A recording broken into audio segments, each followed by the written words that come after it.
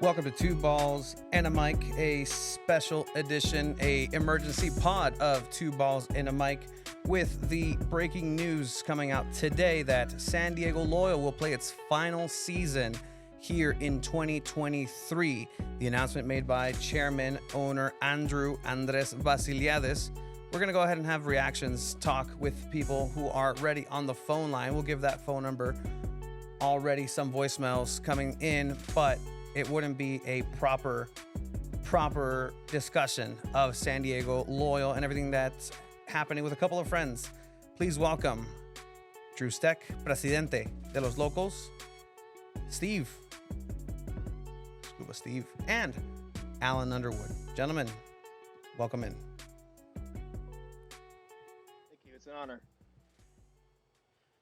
Perfect. I mean, we're here. We're obviously with an announcement. I was going to just kind of go into it. Just basically, it's a giant announcement. I know we can get into the nitty gritty of it. Just to give some housekeeping, we will be answering some phone calls. I see some voicemails already rolling in. We'll play some of those. But essentially, this is going to be an off-the-cuff discussion of what this means, obviously, with San Diego Loyal announcing that they will not be playing any more soccer here in San Diego past the 2023 season. One word, guys. Just one word, and then we'll start with Steve as far as how you got the one word or one phrase. Just nice and tight.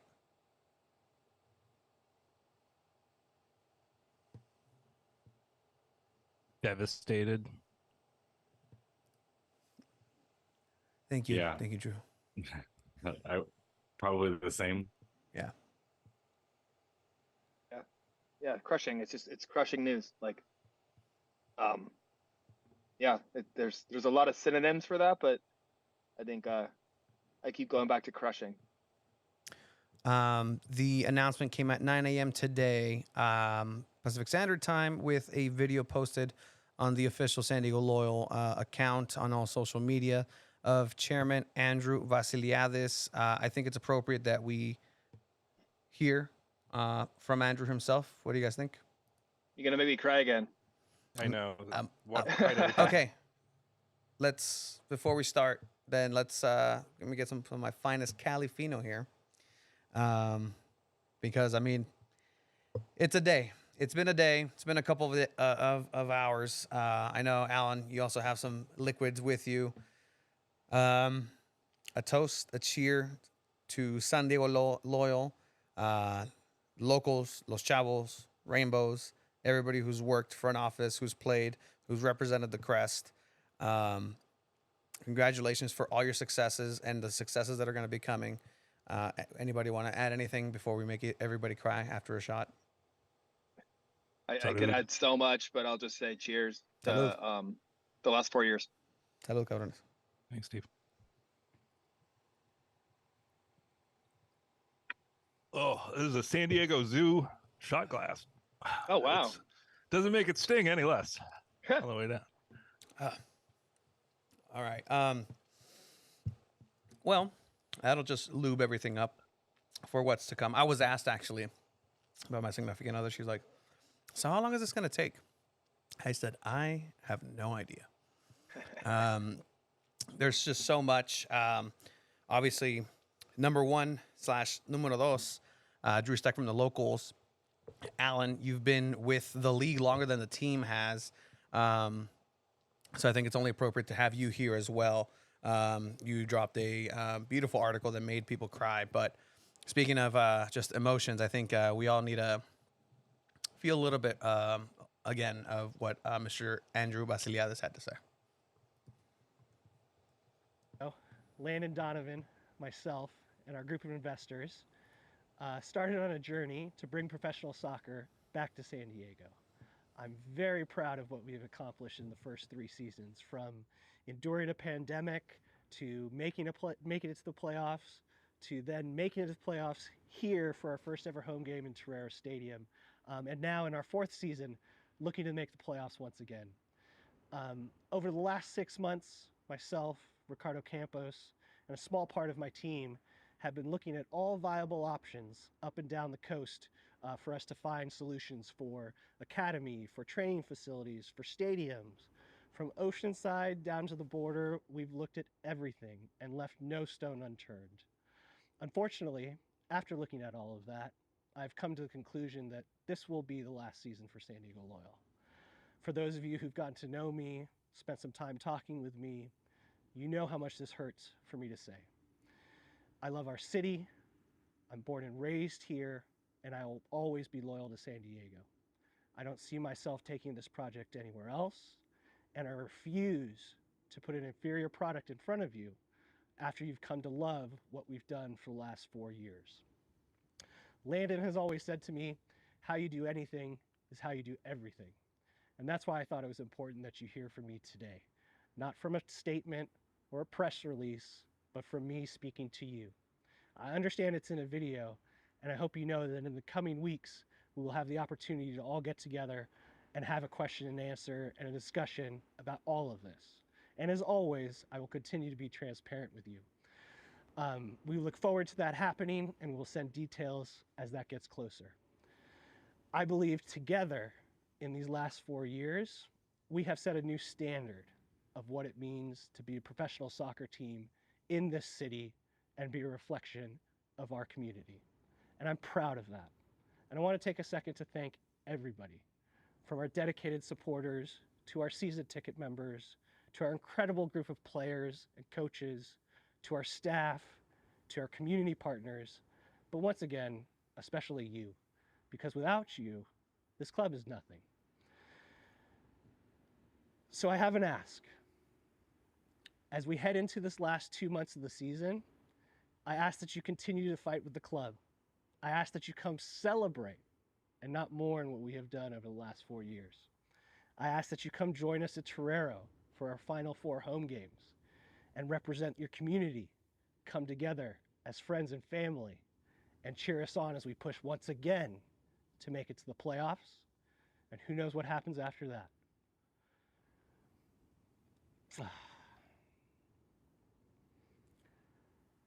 Like I said, this is really difficult. And from the bottom of my heart, I just want to thank everybody for the way you've represented the club and worn our crest. I'm forever grateful, and I will be forever loyal to our community. Thank you.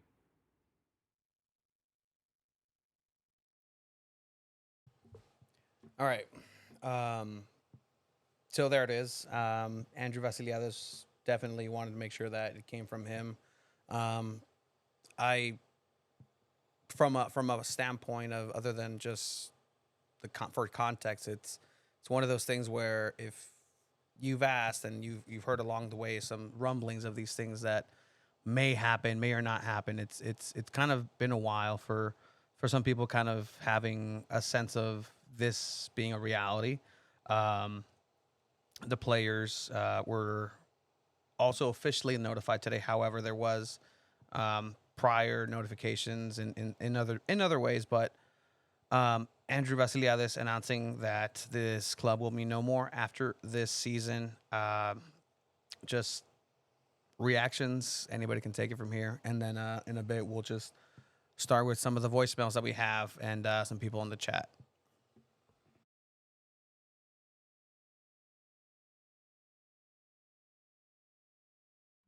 Since the beginning has really been their lines of communication with their fans, to not hide behind. Andrew's not some guy that you don't see around the stadium that you can't have a 20, 30-minute conversation with if you really have something to talk about with him. And that it felt like the most personal way to do it is for him directly to say it to everyone. And I think in that sense that they at least nailed the presentation of what their message was and how to say it. I'm almost positive that was the only good full take they had, is my guess, is that he maybe tried to get through it a few times and they had to stop, and that might be the only full one they have. Based on the emotion being very real, very raw, you could tell it's something that was very difficult for him to say, and he did a brilliant job conveying it to everyone. I think that, again, it's knowing myself a little bit, being able to be prepared for what came. I think I felt like somehow I could not feel in the moment the rawness of that. And I think there was never going to be that chance. And I think that's good in some ways, because then we can feel the impact of what this means to us. But it didn't make it hurt any less. I'll say that much. It just made it, again, devastating and correct in the way that it was displayed and put out there. But again, it's never an easy message, and it's never a good, there's never a good way, but they did it the best way, if that makes sense. I agree. Alan, Steve? Yeah, I mean it's I keep going back to crushing, but it really is. You know, he kind of lays out what happened. He lays out that this is the end, and then he asks us to continue to support the team. I don't think that really is anything that he needed to ask, but he did anyways. I appreciate his raw emotions. I appreciate that this was one take, and you know, he sat in the bleachers of Torero and told us straight up, this is exactly how it should be. If it's going to happen one way, this is the way that it has to happen. And you know, we met with the club last night, and then they told us, and he expressed all of this raw emotion and more to us privately, and I believe it. I understand it. The emotions are there for us. The emotions are there for everybody. The emotions are there for him. He lives this every day, and yeah, it's just brutal. It's brutal, no matter which way you spin it. I thought that his words and his statement was well done for what it's worth, but it's not like I'm going to sit here and go, "Wow, an amazing video." It's fine. It's fine. You know, what he said was proper. And I appreciate his words, and I appreciate the raw emotion, and I appreciate his expressions. But it still hurts, and he knows that. We all know that. But here we are, and here we are in the aftermath, and it sucks. True. Alan? Yeah, I think with the landscape of USL and lower league soccer being very unpredictable, you know, you go into this knowing that might be a real thing that exists for a young franchise. You know, especially like the reason we got Elijah Martin is because Fresno FC folded, right? Like the reason that Corey Herzog showed up is because Reno 1868 folded, right? And so we've seen this happen time and time again with like Austin Bold, but you had a belief that San Diego Loyal was growing something that had longevity, right? They had passionate fans, they had an invested owner, right? A lot of these clubs, they leave because the owners were shitty or were terrible people. And so you had this belief that we could get through this.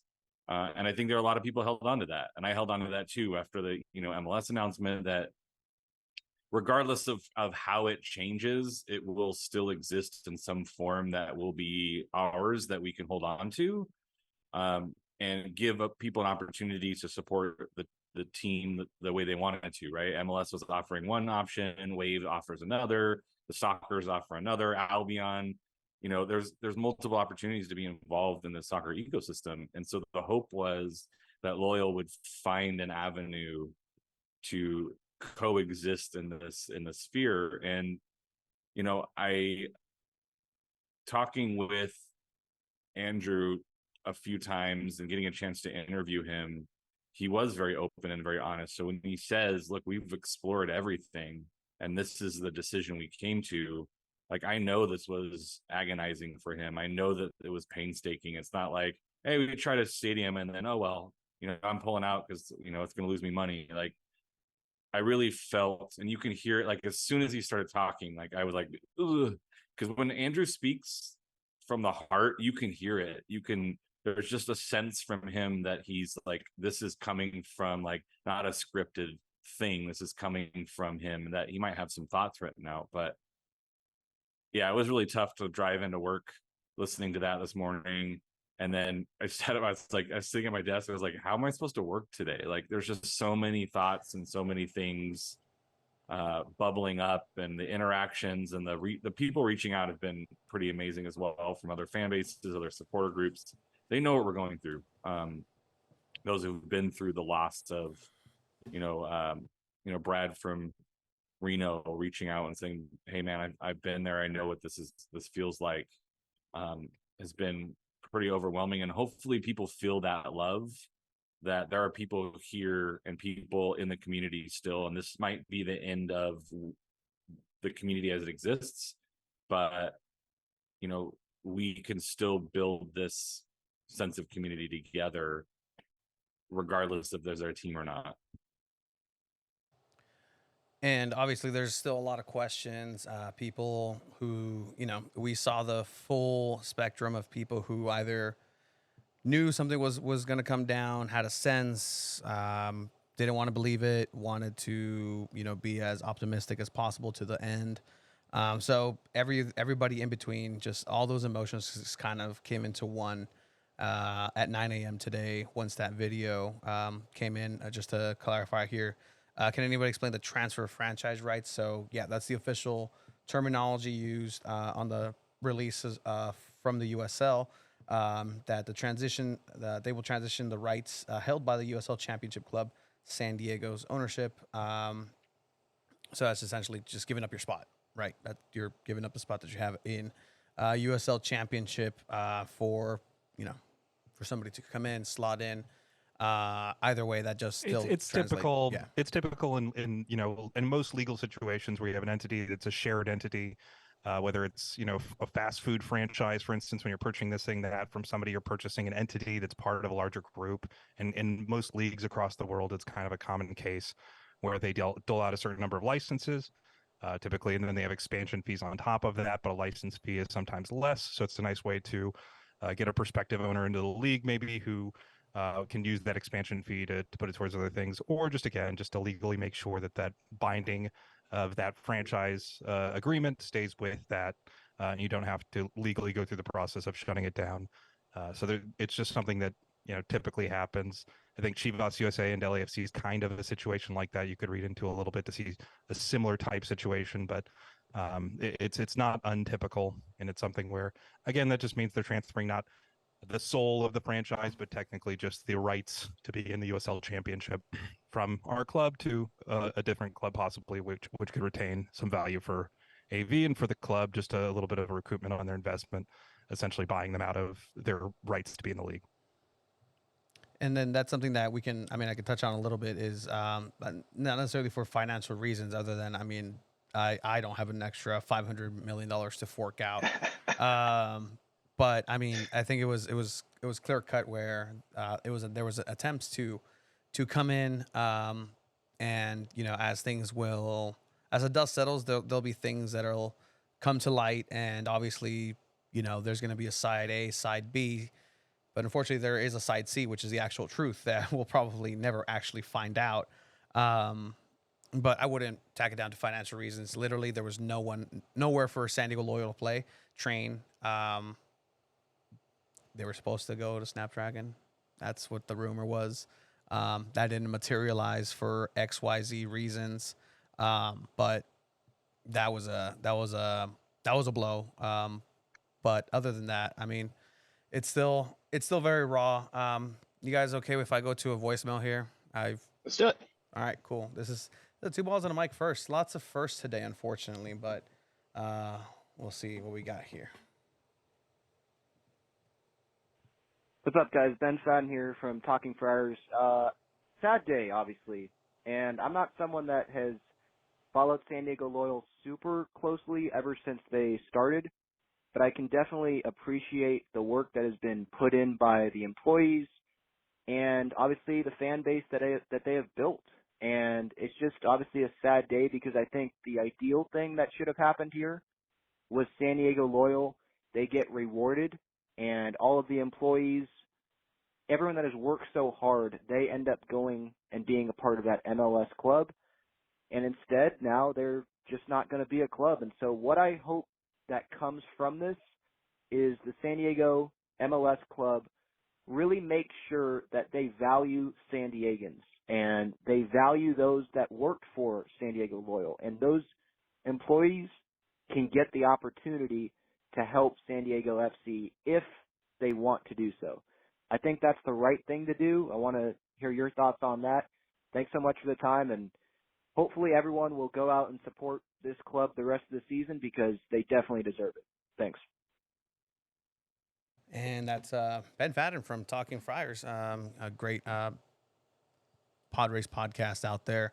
But I mean, a highlight there is, obviously players we love, the owner, chairman, Presidente Ricardo Campos is, has been part of the fabric, but literally the people that make that club run, it takes a village. It really does. You have, since the beginning, World Cup winner, gold medal Olympian Shannon McMillan painting the walls in the office when this project was just kind of in its infancy and really coming into its own. And it's really highlights it's good to highlight the people behind it, right? Like Greñas is my family's nickname for Weston, which really literally means hair. El Greñas. Just instantly recognizable character. Gold. Coach Beto, another local person that's been with the club since the inception, since the beginning. And we can go through the line, and we will probably. But any reactions, any thoughts on anything said there, gentlemen? Alan, Drew, and I'm doing my Rich Eisen. Eisen. He always resets with a name right back at you, just like Alan, Drew, Steve. You're Socratically calling on us. I would say this is a general sentiment from a lot of people that maybe aren't super close to I would say the people who aren't the most ingrained in the fan base, and some people who are, but I'd say people who maybe have respect, have gone to a game or taken in some of Loyal, but are a little bit in the middle of, hey, I want to enjoy both these things, and I want to feel like these people got their just due and that their career was leveled up by what came to town. And instead of, I'd like to think of what's happening here is not necessarily a cause and effect directly, but kind of like a forest where there's a canopy, right? And there's something now that's taking up a lot of the sun. It's going to take up a lot of the resources, and that left only so many resources and available options for them to continue at this level of where they wanted to be. And again, where AV said, I can't do less than this. This is what I want to do. And that's very important in this conversation, which I think, again, is what we love about this club. I think that's an important thing we can talk about here. But generally, the idea of these people should live on, the spirit of the club should live on in some way. I think there's several different ways to do that. I think for a lot of us, we would like to see anybody who would like a job, hopefully get a job in that arena. I think that would be great for them. But generally, a lot of these people too maybe feel like there's a different pathway for them to take, or they learn something and there's a different road for them to go, and that's totally okay too. But at the same time, I think it's a general sentiment. I think hopefully, again, everybody shakes out where they're supposed to and goes where they feel like is the most fulfilling for them career wise. But it's one of those things where, again, it's not the same apples to apples in some ways. Literally, when you think about just the type of jobs that are available and how they staff these clubs too, it is much more national when it comes to major, leagues of any kind. When you look at the Padres or any other staff, a lot of those, different people come from national jobs from other groups and clubs and places like that. So I just don't want to be unrealistic about some of this, but generally, I do hope that anybody who's talented, who wants to work here and work locally, can find a job and maybe get a little bit bigger platform for their talents, when it comes to being able to show their work on a bigger stage. But it's again, I think for a lot of people, they loved the soul of this club, why this club exists. I think they loved the connection to the fans that was very direct about it. So I just think a lot of the elements of the job might be different. And that's where if they want to go a different direction or would be looking more at other USL clubs, I think that also makes sense for people in the club too. So it's, I think for any one of them, it's a personal decision. And that's where, again, it would be nice to say, oh yeah, all these different people that we really like and all the perfect people that we love to go over. But, that's never the case. And I think generally there'll be things we probably get mad at SDFC for in the future too, that say, oh, okay, there's this thing they did or not thing.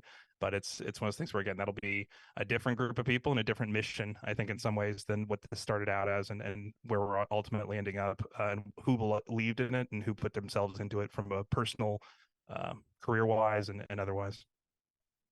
Sorry, guys. Diatribe. No, you're good. That's what it's for, man. And if you don't mind, I'll just pull out the heartstrings. Why not, right? We have the two balls and mic technology, guys. It's part of it. killing me. Alan, Steve. Yeah, I mean, I did the same thing earlier. I went back in the archives and started looking at some of our earlier stuff that we put out, the locals.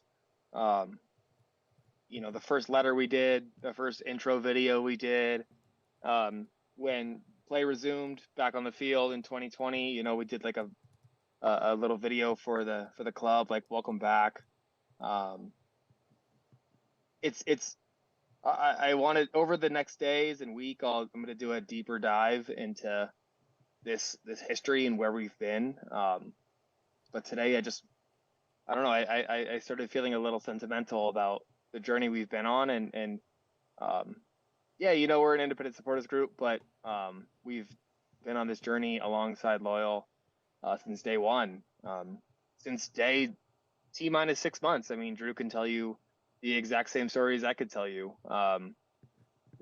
We grew up together. We formed just as they formed. So going back in time and kind of seeing that stuff is, yeah, it like you just said, it pulls at your heartstrings. You kind of get these gut feels, and for me specifically, if I'm honest, like, I think about how old Bryce was when all this was going on, and now how old he is now. He's literally grown up with this team, and he's literally grown up with this supporters group. And that's what gets me, man. That's what chokes me up, because I can't. He lives for these days, and the fact that there's 4 more, maybe 5, maybe more, who knows? But that gets me. That gets me more than anything else. Alan. Yeah, I think the USL Players Association put out a pretty shouldn't say eye-opening, but it's a reminder to us as people who aren't on the pitch and in the front office that these are folks' livelihoods. And Drew talked about it too. I saw some comments coming in, the same thing where, there are people who we know and appreciate as, front office folks who might not ever get to work in sports again, or, soccer players who might not ever get to kick a ball in a competitive game again. And, I think that's something to keep in mind as well, that when we're celebrating these last 10 games is really celebrate the people behind the scenes and on the pitch who also made this thing what it is, right? And I mentioned this, like some of the players that have gone, right? You still feel connected to them, like Miguel Berrien in Atlanta, or Jack Blake. Like last week, he like a beautiful dime and assist for Indy 11, and just having that little sense of pride that we knew who he was, and he was great, and you're going to follow them. And I think there's going to be folks who leave San Diego Loyal at the end of this year and go on and have really nice careers that we can cheer for, and know that they were developed by San Diego Loyal and were a huge part of what made it successful. And the same thing with the front office folks. Like walking into Torero, it felt, it felt welcoming because the people around it made it welcoming. And those folks, deserve as much recognition as well, to make it a space where the supporters groups could be highly functional and successful, and Torero Stadium feel great, and the fan interaction was good. And so I just think, keeping in mind that there are folks who are feeling a pain of like, oh crap, I have a couple months to figure out how to pay my rent, or where's my next career move. Like there are people who are really going through it. And so making sure if you have connections to those people, you're reaching out to them too, and be like, hey, like we're rooting for you to be successful. Like I can't help them. I can't give them a job, but know that people are rooting for them to find a landing spot. And hopefully it's somewhere where they can feel successful. But there's going to be folks who this is the end of their journey. And that also makes me very sad. Yeah, Steve, stop hitting with the Bryce feels. All right. We have enough. I can't help it. I can't help it. But even beyond that, I mean, like we go and we're so surrounded by people that love us and love Bryce. And then I think about, people that showed up this year and they've formed bonds, or people that were there from day one and how many new friends they formed. I mean, I didn't know probably 50 strangers that are now like family to me. You know what I mean? Like it's hard to explain, but through this process, this has become, you make these connections, and it's like, I keep going back to it. It's like this neural network where, I made connections, but those people make connections, and then those people make connections, and it's this like beautiful, you know, thing that you work out in your head about, we were a part of something amazing, um, through this club, and not to say there's not opportunities going forward, of course, but um, those will happen in due time. Right now, it's sitting here going, kind of reflecting and going over the next 3 months. This is what we have. This is what's at our feet, and I just want to focus on this right now, and focus on where we've been, and where we're going in the next couple months too. I mean, there's no real direction. I mean, again, I was catching myself just kind of preparing, like, what it's gonna be, like, what highlights am I gonna show, like, what's it's gonna be the jus, right? Something like that. I don't know, one of those words.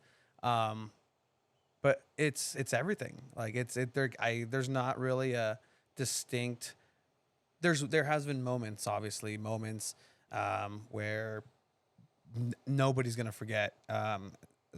First season, 2020, Colin Martin. We know that story.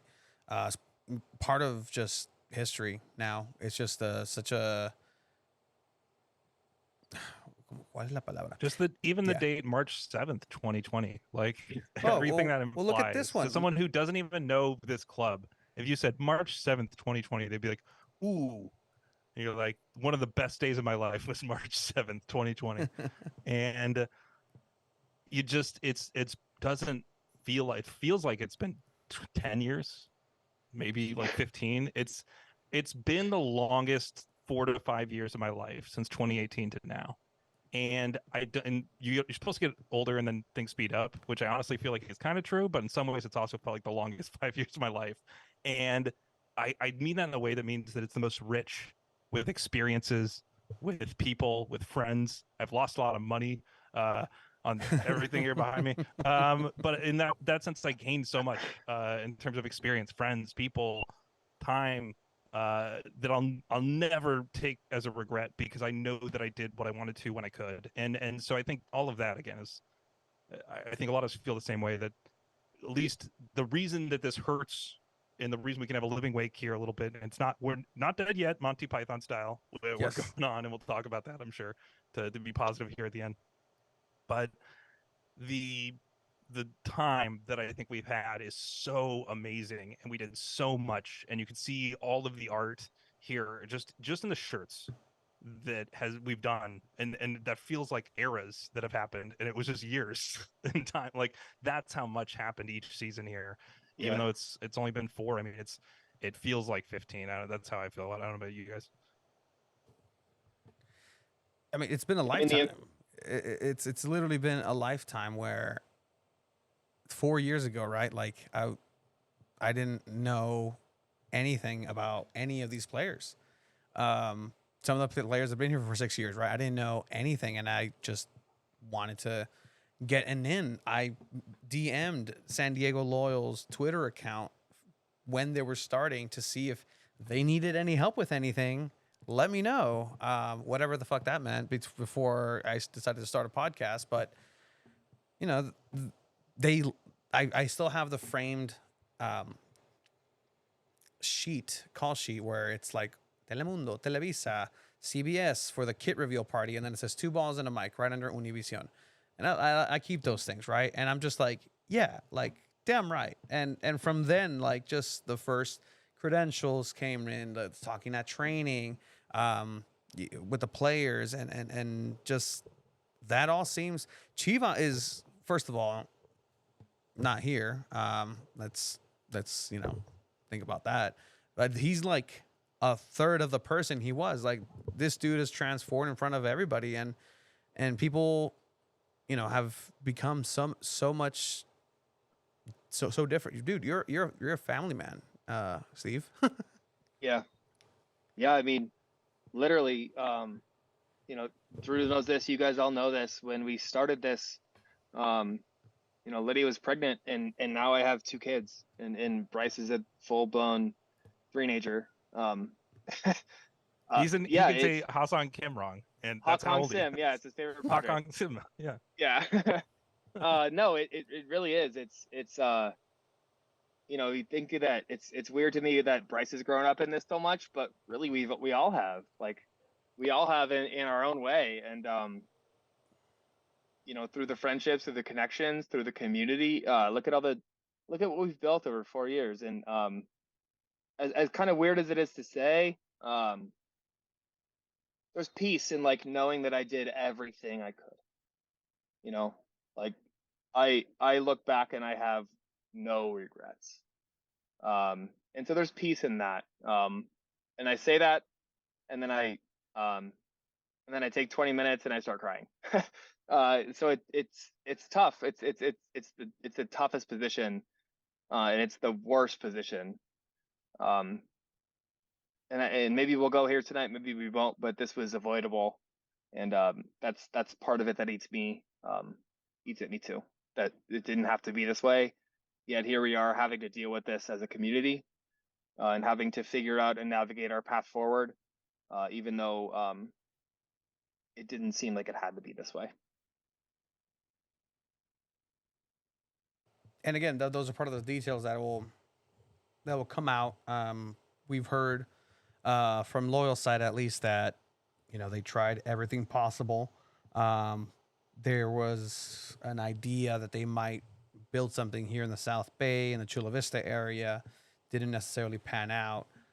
When it comes to like, oh, why not build an Oceanside? Like, there's just so much that goes into it that it just didn't make sense. And SeaWorld, Balboa Park, Yeah. literally everywhere. When Warren was still here, literally Warren, every time I talked about a different site he was looking at to try and find something. And I'm sure Andrew was continuing the same work after that. And it is just one of those things where they looked everywhere, guys. It's not like they didn't try. It's, again, just a canopy that's grown too large for them to be able to sprout the way they want to and grow the roots that they'd like to. And that was always the thought. Was I think we all thought this could be a mothership that would take us far and beyond whatever we started in, whether that was going to MLS or to some galactic super league 100,000 years in the future. Who knows, when we're all in space planes or whatever. But I honestly think that's where we thought we could go, and that's what makes it hurt so much. Is somebody who who would live a short life that was so beautiful. It's not because their life was so beautiful that we're sad. It's because their life could have, there was even more that we could have seen. And it's, you think of people who just passed too soon, and that's how I feel. I think in terms of emotion, I think a lot of us are kind of going through the same thing. But it's interesting because it's also a living situation where we know we actually have time to enjoy it and revel in what we have.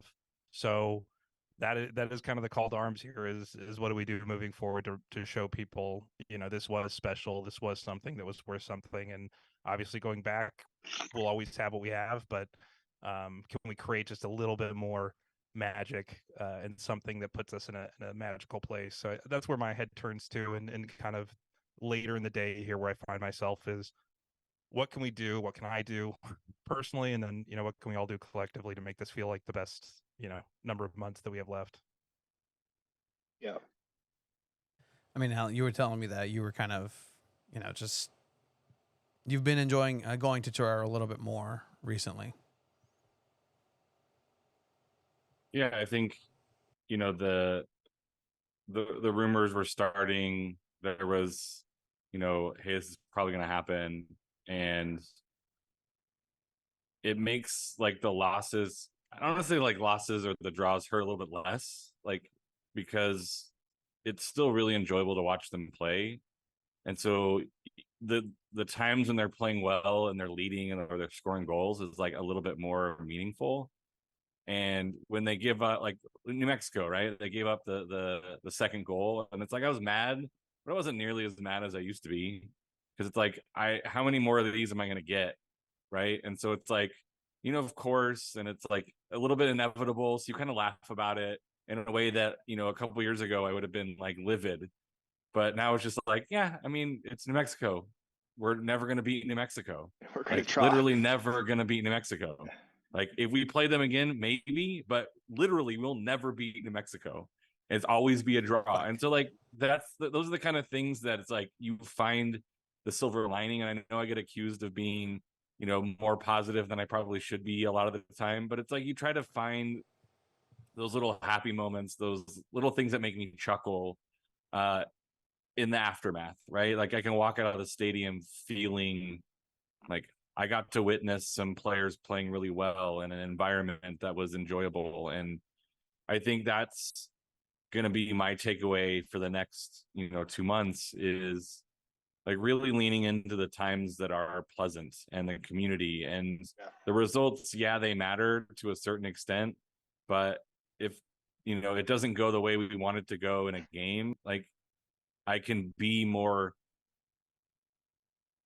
appreciative of the positiveness and the way the team plays and how entertaining it is. And watching the players that we've come to know and love, like some of the Team One guys that are still out there, like it's just so enjoyable to watch them because, year one, we're like, Toomey, I'm not sure he's ever going to really, he's fine, but he's not great. But then we've seen him really grow as a player. Like, when Charlie Adams signed, like I saw him in Orange County. It was not a great situation for him and he didn't play super well. And seeing him really come into his own is like seeing those players and starting to really love those players. It just means a little bit more knowing that it's not going to last forever. It's like, you know what I mean? Like it's weird, but I'm trying to find that silver lining of enjoying what we have while we have it. Yeah. Yeah, and I would challenge it. The counter is, I always wanted that home playoff match, and last year we got it, and it was a disaster. And I was always like, man, next year, or whatever. But like, if this is really it, like, get top four, get us that home playoff match. Let's try that again. Like we love our home matches. We've got 4 regular seasons left, and we know how to do those good. But let's try that home playoff game again. Last year with Oakland was a disaster. We brought it, but the team didn't, and that was evident. And so I want to do that again. I want that atmosphere. I want that environment. I want that chance to win one of those here. If You want Oakland again? no, no, I gave Andrew some stick last night about that, and he laughed. But yeah, no, I do not. I will come out and say that directly. I do not want to play Oakland. No, neither do I. Yeah, That'd be the worst. yeah. But yeah, it would be. I think we're all. But I hear what thinking, you're saying, Alan. I hear what you're saying. No, you got to slay the dragon. I think to a certain degree, and I do think if we could, everybody's thinking championship. Our dial. I'll put it into the ether here. It's not superstitious for me. I think at this point, it's you got to call your shot, Babe Ruth style, and say like, let's go for the hills because that's all we got. And so you got to try and put yourself in the best position. I know the team's incentivizing in some ways the players just from a personal standpoint of like, hey, this is like this means a lot to these people, and I'm sure contract wise they want to do the best they can because they need to be where they need to be next year in a good way, right? Like they want to find a home for their footballing future. Whether it's here or abroad or something, they want to get on a radar, and a great way to do that's winning a championship with a club. That's the number one way to have somebody look at your contract and say, hey, there's a guy we want. They win something. So it's going to be one of those hopefully magical times here where we can level up, and I not to put too much pressure on them though. At the same time, this is their lives are upended. They all have built homes here. They have some of them have kids here or built a home here with their families, built a family here in some ways. And so that's where I think for each one of them, making sure that we treat them as human beings as we always have. I think that's one of the beautiful things of the relationship in this club between us and our players, and our players and kind of the greater public. But it just being there and just trying to go for calling the shot and going for it. So I'm here for it. Let's go to everything and bank accounts be damned. Let's do it. Yeah, and I mean, just some insight. I know people were saying, "Hey, did the players really find out today?" Well, they would have needed to know earlier just to make negotiations.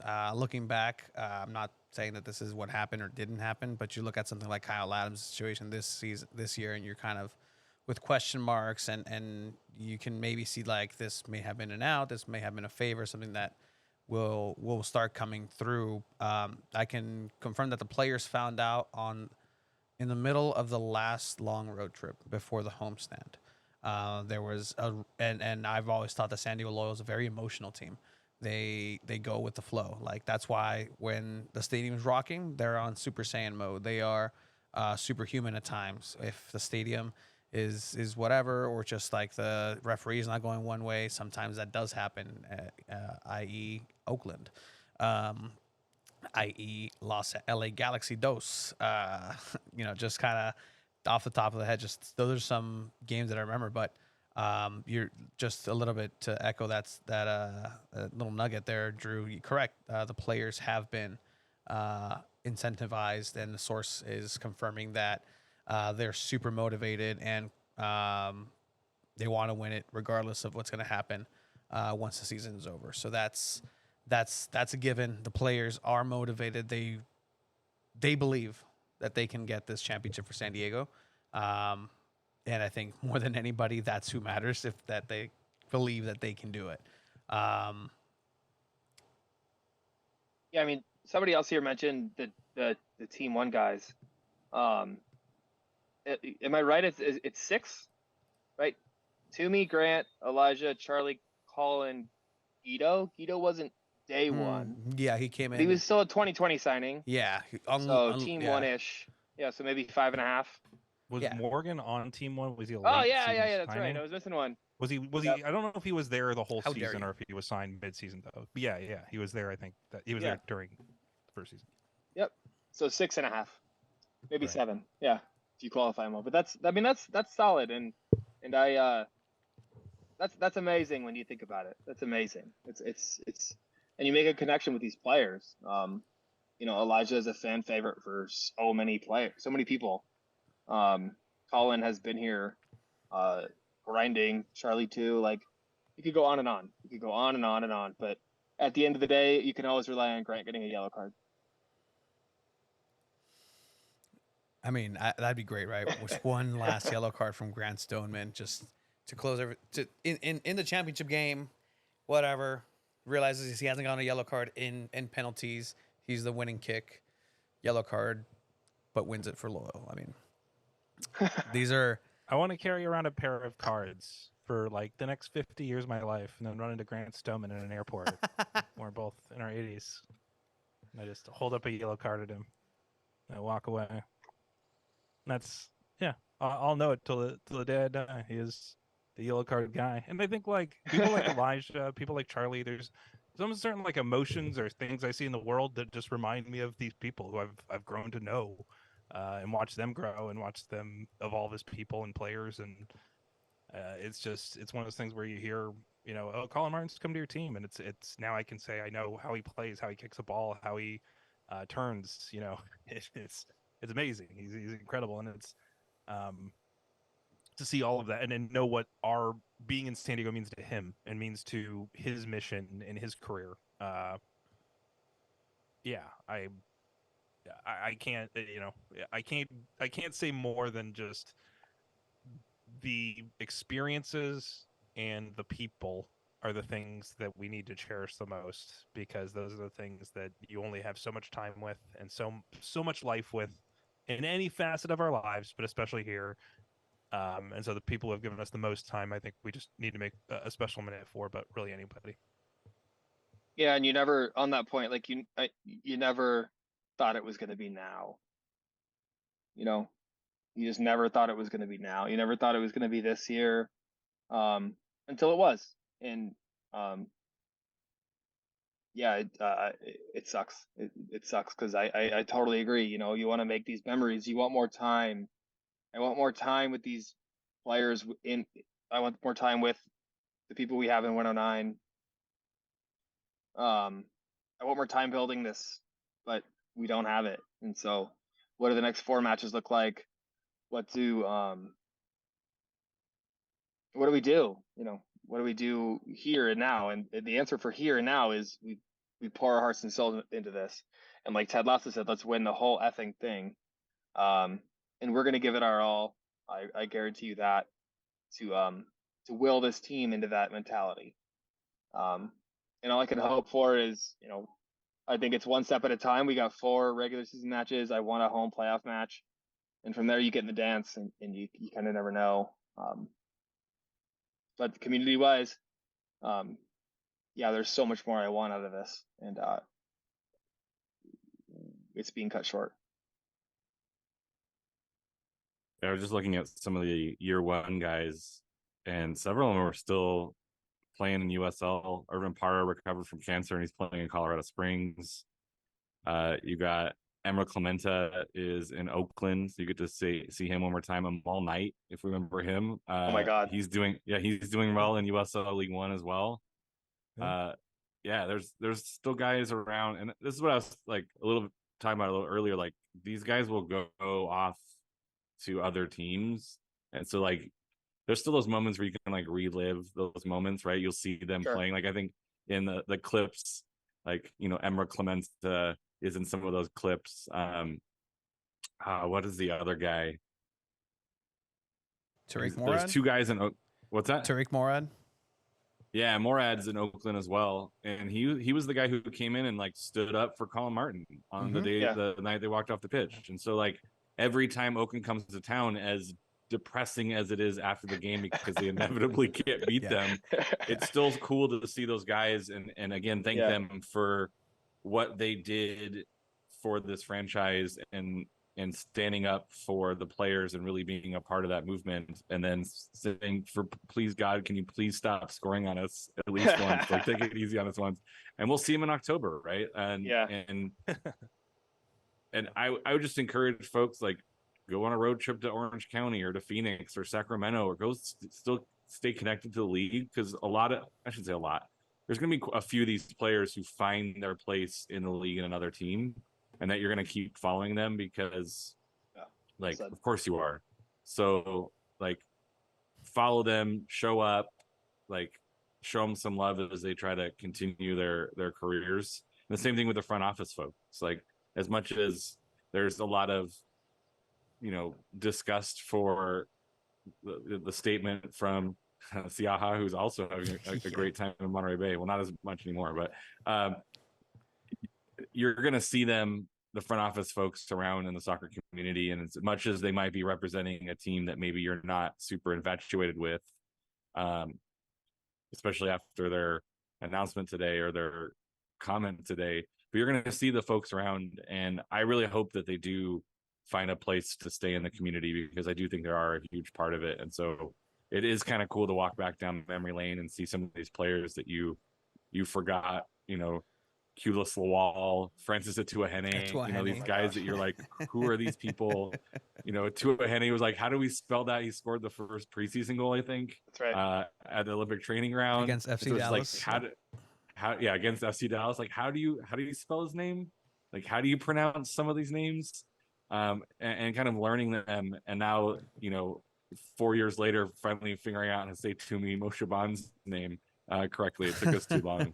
But, those are the things that I think it's worth it to go back and just relive those memories and relive the time and remind yourself, why you're going to show up to the next, home games, why you're going to support this club to the end. Because of those memories, of those good times, of St. John Kempen, there's just so many amazing things that happened. Especially, I should say especially that first year, but a lot of it was that first year, and but it laid the groundwork, right? Like that laid the groundwork for who they were, and I was talking to some other folks today, and I did a couple interviews, one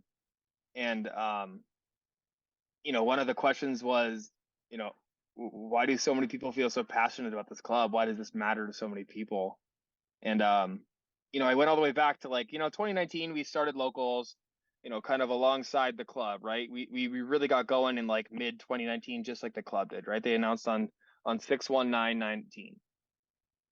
And that's kind of when we started gaining a lot of steam. So we really had 6-8 months to like form a supporters group, which, you think 6-8 months, that's a good amount of time. It's not enough time. But at the beginning, it started as this like, this traditional, typical club supporters group relationship where, we wanted to make a supporters group and the club obviously wanted supporters. So it was this like, not symbiotic because we didn't need each other, but it was like this regular relationship, right? This like give and take, we argued about prices, we argued about this, we argued about that, 2020 comes around, March 2020 comes around, and that first match was great. I mean, it was the culmination of so much work. And looking back on it now, it's like a shell of what we provide in 109 now, right? But besides the point, 2020, that first match was just it was amazing. It was a lot of work coming to fruition. And then obviously COVID hit, and we had a chance to reset, and there was a lot of work done to continue this community. It was all virtual, happy hours, remember those? Damn I know, right. Drew.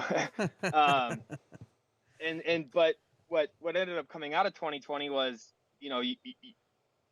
obviously, Alan touched on it, the racial slur against Elijah the week before, and then the homophobic slur against Colin the week after. So it was really back-to-back weeks. But in those 2 weeks, we really learned who this club was, and that's when it changed from like, oh yeah, that's the club I support, to like, that's my club. Like that's my club that represents me now.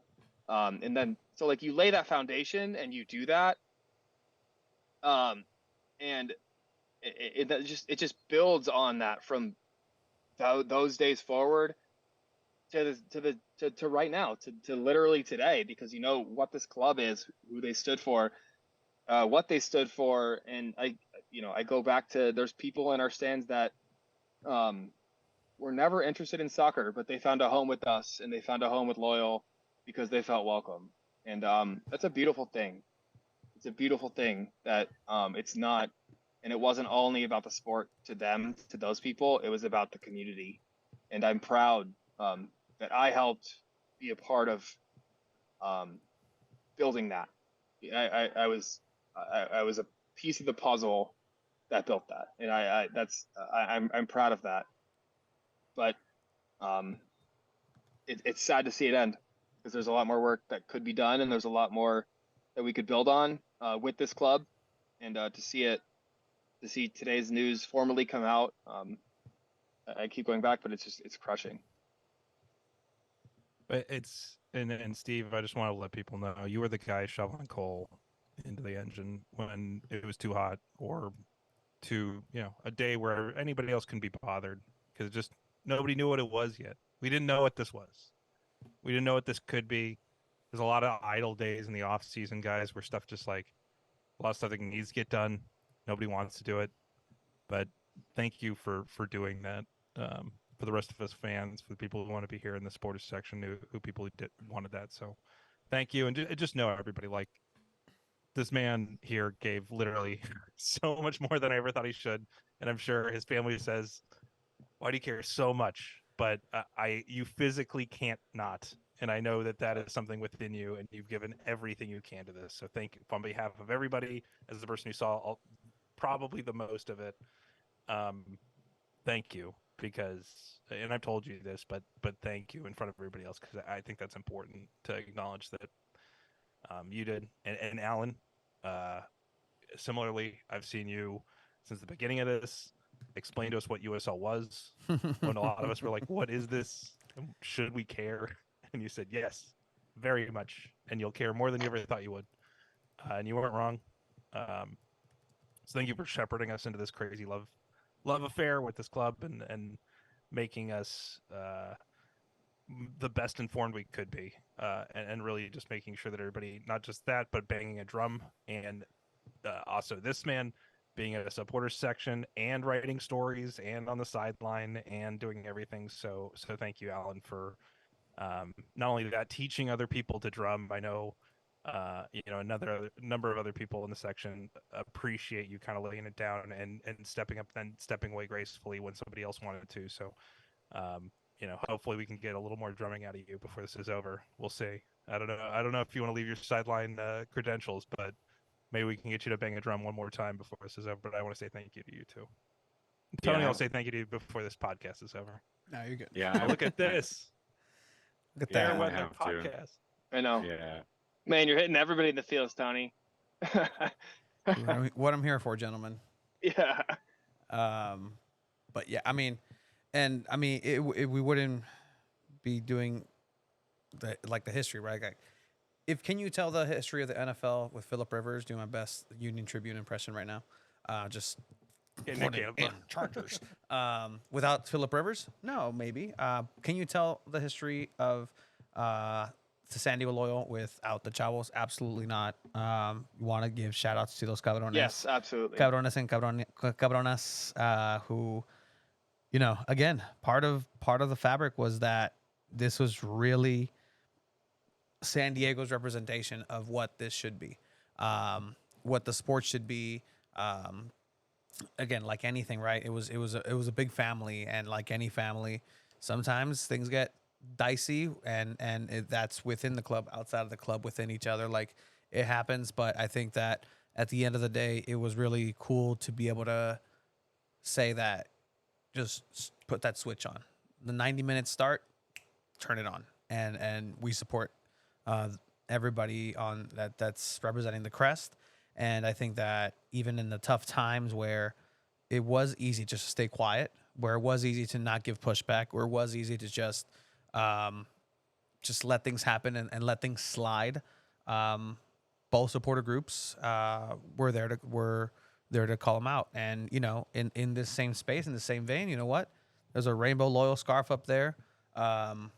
For, you know, again, it was something that I personally saw Colin Martin build a relationship with the Rainbow Loyal movement and everything. That they got a whole section, which was awesome. Mayor Todd Gloria went over there, declared a 6198 loyal San Diego Loyal Day. Like, these are all things that actually happened, and this is just outside of the joys, the sadness, the triumphs, the losses on the field.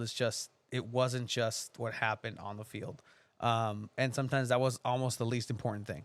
As somebody who's tried to cover San Diego Loyal, and I'd be in the Olympic Training Center for an hour to get 2 minutes of Ben Spencer, a clinic of charisma.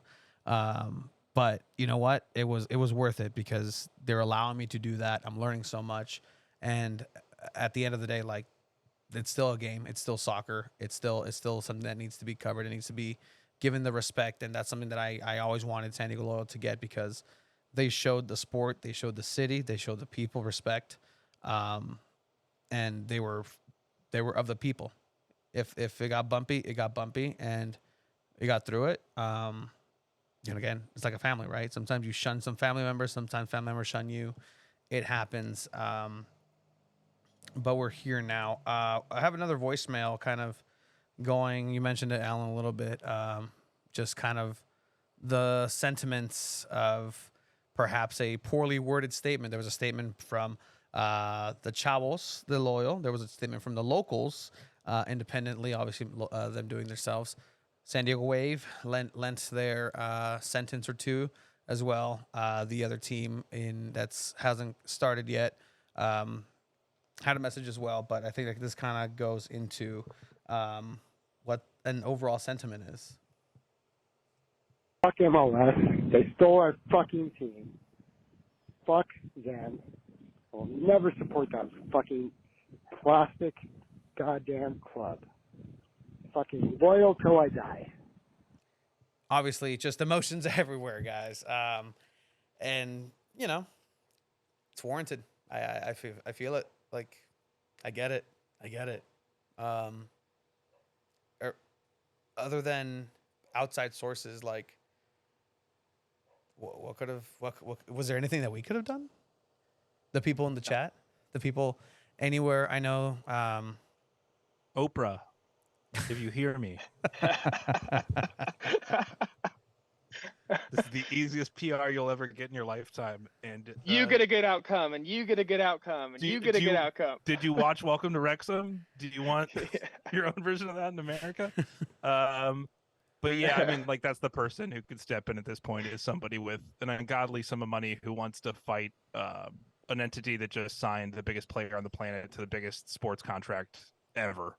Um, that's again, it's not a direct. I would say there's a cause and effect, right? That is true here. That we're discussing and dancing around a little bit. That I'll just address. That is every other city we've seen this league move into the top tier league in our country. If there was an existing team, that team did not exist anymore, or that team did not exist at the level that they did previous to that bigger entity coming into the market. And that is clearly a cause and effect here in some ways of, again, as I explained earlier, the canopy analogy of just blocking out a little bit of the resources that would be available to this club to grow into the future in market share and all of those, fun scientific metrics of how sports are measured in terms of penetration and fan base and whatever. But really, it comes down to money sometimes in terms of just being able to keep the lights on, being able to keep the best players that we want to watch that are exciting, keeping an experience that everybody would like for a price point that makes sense for working families, for people who want to enjoy it.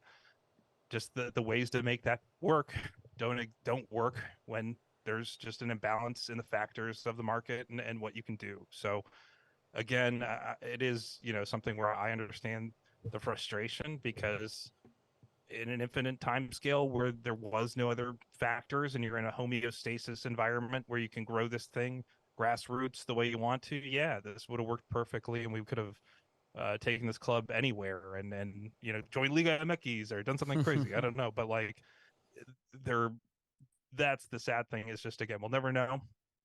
And there is a possibility, I'll urge people, we talked about it in the locals Discord a little bit today, maybe not next year, maybe not even, in 2 or 3 years, but 5 years down the road, if people really are serious and then something they want to support, they aren't into the other option, the option that's coming to town that will be very readily accessible and available to anybody who cares about soccer in the greater San Diego market, will be this bigger entity that's coming to town. But if you're not into that, it's not something that you're interested in, there is always an option of trying to pursue a different pathway of what people call a Phoenix Club, and excuse the name, but the idea of the Phoenix rising from the ashes has been seen with AFC Wimbledon when they moved to MK or Milton Keynes and became MK Dons, and fans taking ownership back of an idea of what their club was and reinstating it in the local area where they would like to build it up. And so that's always an option that's available to people. It won't be exactly the same.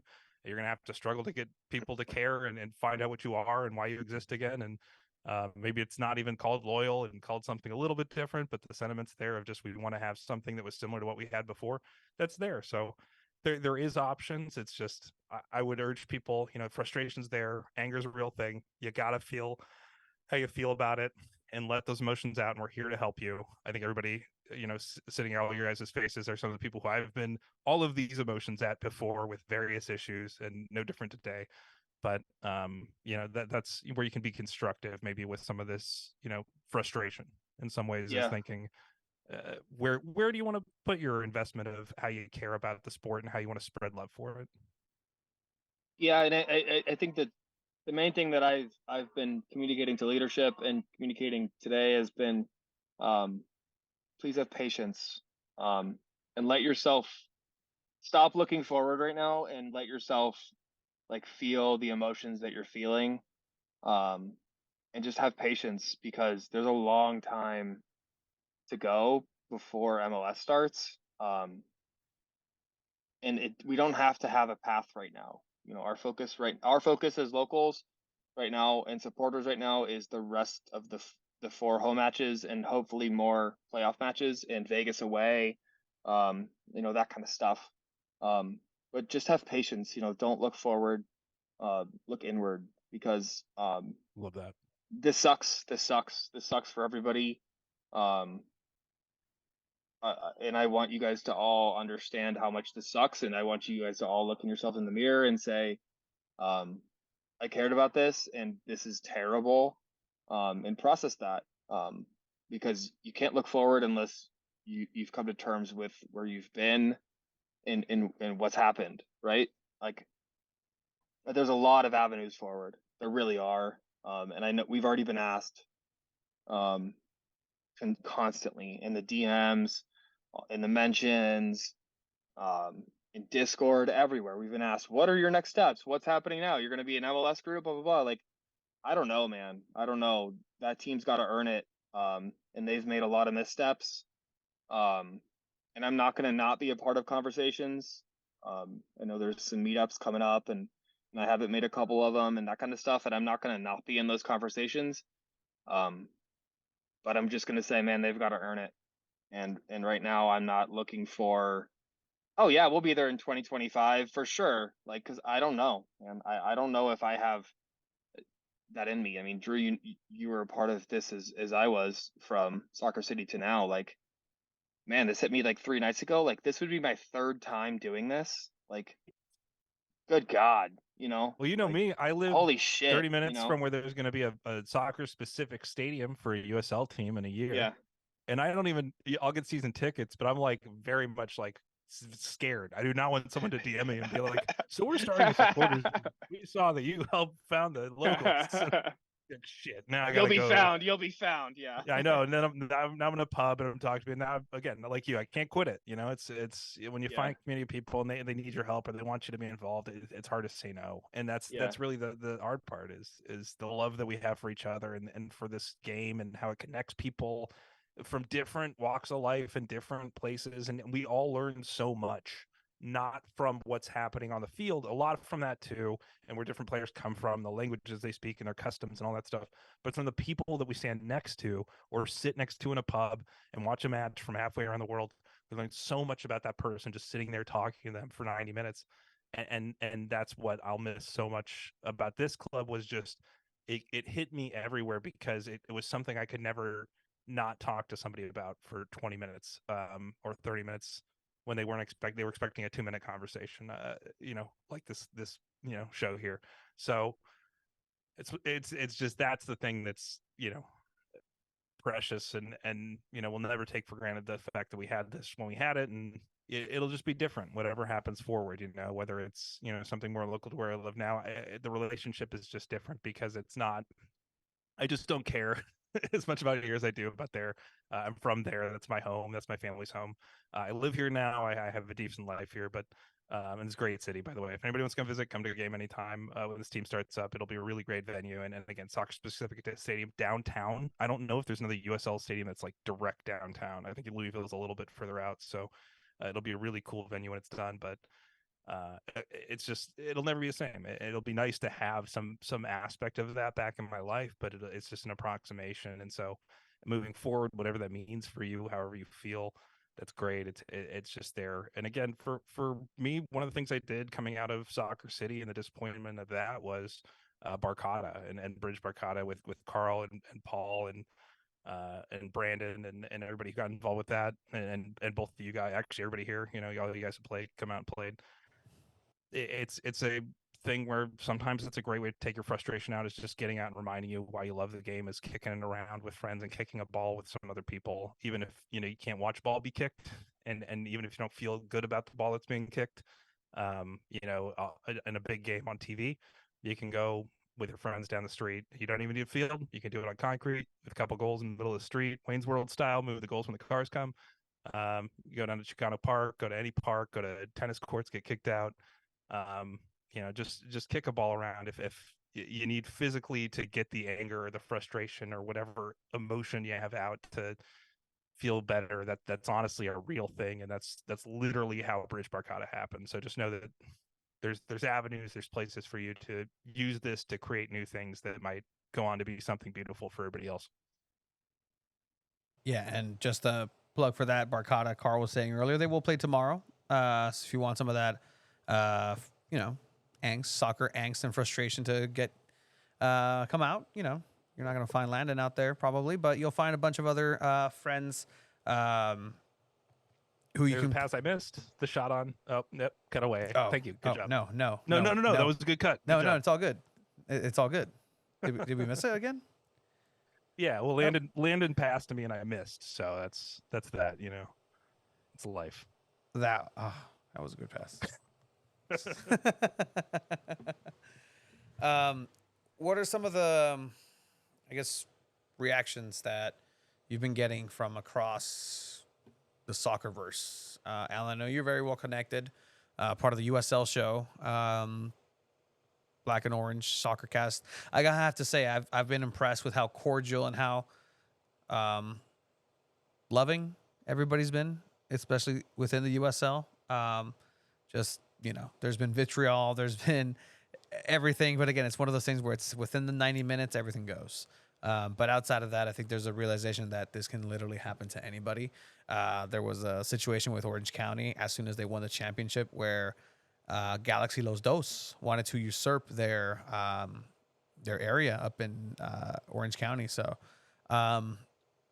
any reaction kind of stand out for you, or just what's been the inbox for you, Alan? It's been mostly positive. People reaching out, asking questions about what's going on. The USL Discord, people are really supportive and want to send love to to San Diego supporters, Orange County.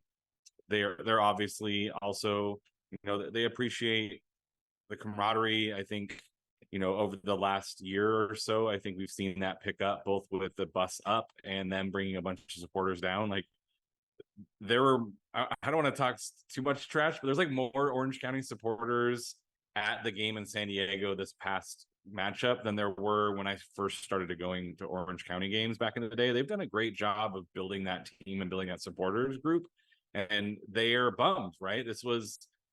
It really started to feel like there was some momentum building between like the camaraderie and the rivalry. I mean, there's a bunch of stupid people saying stupid shit online, and so I'm just going to encourage people to ignore the trolls.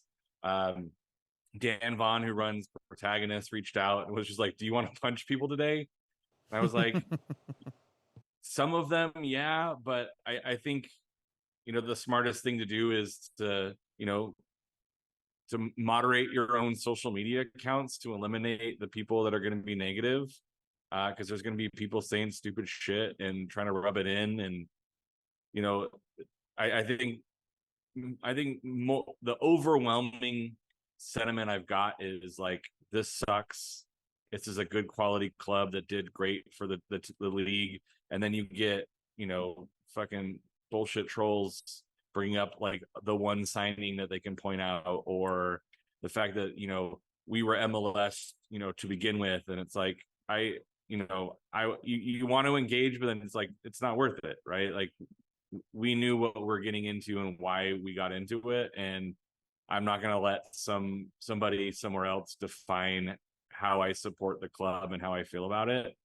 But I do know there's a lot of positive support. Like John Morrissey, USL Tactics, wrote a really great piece about what San Diego meant kind of on and off the pitch. And so I think overwhelmingly that it's been pretty positive in the DMs and in the Discord chats, and everyone kind of knows what how much this sucks. I think there's like, someone posted 144 lower division clubs have folded in U.S. soccer history or something like that. There's that like Reddit graphic, right, of like I saw that too. the thing in heaven with all the different like club crests around it that have folded, and then like welcoming the new one in, and like, we're gonna be the new one, in a few months. And some of them, like Rochester Rhinos, like folded and then they were resurrected and then folded again before they kicked the ball. Like, this is like I said earlier, like, that this is a possibility in the lower league landscape. I mean, even in MLS, right? Like, nothing is guaranteed, but it still doesn't hurt less. And I don't think there's any league that's without fault. I don't think there's any league that's like perfect. But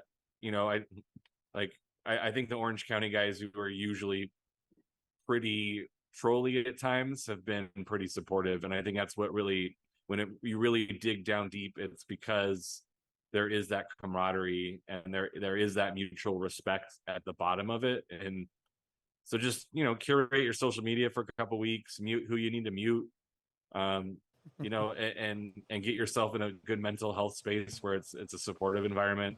But like I said, overwhelmingly in the soccer, I think in the soccer landscape, I think people realize that this is a quality club that was doing good things in the community. The supporters groups are doing great things in the community, and it's a shame to lose that. At least the epicenter of that is going away, but the people who are there are still existing. I think, Steve and Drew, you both talked to that as well. And I think that's what people notice from around the league. And it's going to be, I think there is going to be a piece that's missing for USL going forward. But, I think a lot of people felt that way about some of the other teams. I think Fresno is a great example of this team that was like super ingrained in the community was taken over. I think it was Fresno Fire. There was like a fire element, and it was kind of taken over and then folded, but then that like rebirthed Monterey Bay, and so there is that chance of elements surviving. But I think people have been overwhelmingly supportive, which is the reason why I enjoy the USL landscape as much as I do, because there's just good quality people involved. Yeah. I mean, as far as across the country, you should see the locals mentions. As down of a day as this is, it warms my heart. People reaching out, people sharing how much they feel for us, how they can't imagine the position we're in. I've gotten DMs from national reporters saying that this isn't the way that this should be, that we don't deserve this, that this is messed up. I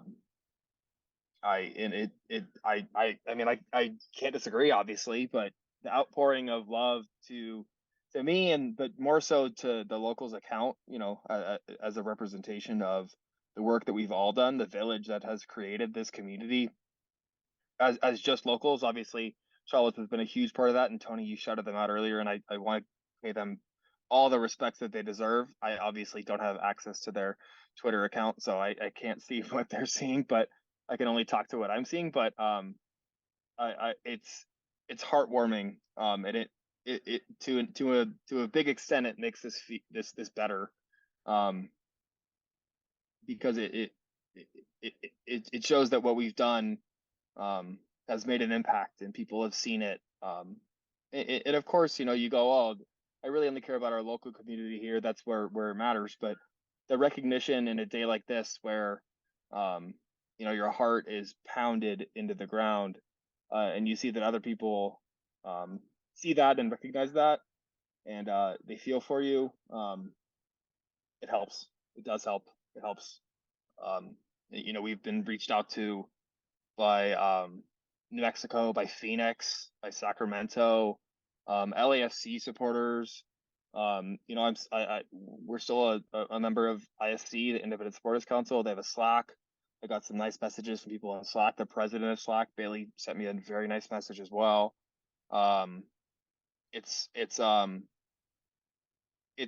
not gone unnoticed. And I know that I'm getting a lot of this and I'm seeing a lot of this, but I want to communicate that to any locals or any Chavos or 109 or even just loyal supporters that are watching, because it's noticed. It's been noticed. The community we've built. Remember when we were excited to like get 10 likes, or Yeah. like just we got a few more follows today, Yeah. and so Remember those days? Yeah. That's where we're coming from. And again, like that's where this feels like a lifetime, like not 5 years, but like forever, because it is. That's the span we're talking about here is a very short span from no one knew what we were or what we were doing or who we were, to now being people who internationally, friends from Italy, England, Germany today reached out to me in various capacities, people just on Twitter that I've interacted with over the years. It's everyone. It's just this community that's been so much, and that's what we don't want to lose. And in some ways we can't help but lose some sight of, because we won't have this rallying point anymore. We just won't have these games. We won't have the ability to check in with each other regularly based around an event that's happening, that's there. But Hopefully we can create ways of finding each other and being there. But yeah, you might have seen me dipping here, Steve, and everybody, because yeah, I've not really eaten lunch today, based on the news happening at 11ish my time. I just famished and like couldn't eat till now, and so having these fun things. I'm finally got my dinner here at 9ish now, so hopefully. Liquid dinner. Yeah.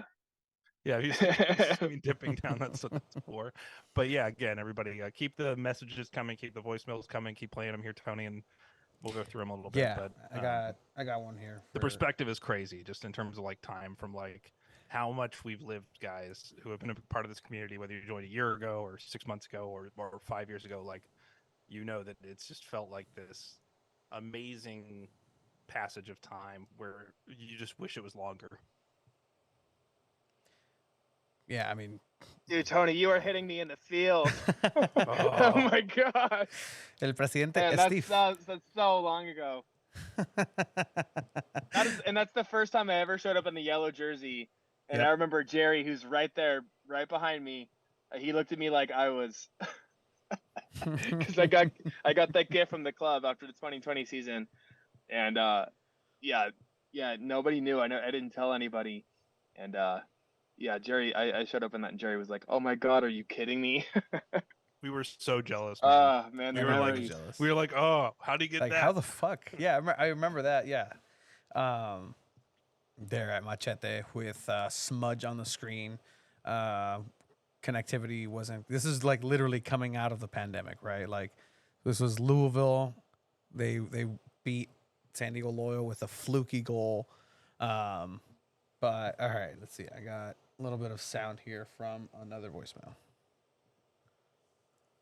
Hey Tony, what's up? It's Chris here. Just wanted to say, man, this news sucks. You know, it's like 109 is a special place, and getting the opportunity to be there for the first preseason game, for those first games before the pandemic, through everything this fan base and club has gone through together, like, this is just such a gut punch today. Like, we kind of saw that, you know, they might not be around forever, but for it to end like this was just nothing that I think any of us thought could happen. And to Drew and Steve, like, you guys are amazing people. Like, I obviously knew you before all of this started, but to see all the hard work you guys put in at the beginning and continued to put in throughout all of this time is amazing. Alan, you know, getting a chance to meet you through all of this as well. Like, I just feel so blessed to be part of the soccer community. And obviously, I know this isn't the end of like friendships, but it feels like the end of like a chapter, and it just sucks. Like, you know, we'll get together for US games, we'll get together for whatever, but it's just going to be a different vibe. And just want to say I love you boys, and yeah, I mean, I love the Loyal. I'm going to be there as much as I can till the very end. Yeah. Chris Garcia. I do believe having a tough day. The wrestling world, just giving you guys some insight, is having a tough day as well. One of the best young wrestlers, kind of. Yeah. But yeah, no, Chris, I love you, and I love everybody that's been a part of this. You know, Soccer City, like going back, AO, AO San Diego. Shout out to you guys too. I met Chris before I met any of you guys. He was the guy who brought me into AO here more than Steve even was. Chris and I just hung out a little bit, and we're friends on Twitter. We liked a lot of each other posts, and we were like, hey, I like what you're talking about. I like what you're talking about, and eventually hung out and at O'Brien's, and the rest is history, right? In terms of all of us. But him and I, you know, we go on. He encouraged me to go on my first AO bus trip with everybody, and I think that was a big part of me getting really into this and eventually into the locals. And so, yeah, it's, again, just people who connect other people, and just that one time you go to a thing. Should I go hang out with these? I don't know these people. It's a guy from the internet. This is weird. This isn't a dating site. This is weird. Should I go? And you go, and you're just like, this is just a friend, and this is somebody who sees the way I see it, you know, and just wants to live life similar to how I live life. And you really find your kin in that way. And so thank you to anybody who ever took a chance on somebody weird, liking a tweet or going into the DMs and saying hi, because it means a lot, and otherwise certain people wouldn't be certain places. So thanks, Chris. Yeah, Absolutely. Drew, you're talking about some of the earlier times. Like every time I put on that polo shirt that I wore when you made the, I think it was you that made the meme of like the sad pant, like the sad pant, or whatever. Oh no, print Sad shirt. Panther. Yes, I made Sad Panther. And I was like, every time I put on that shirt, I giggle.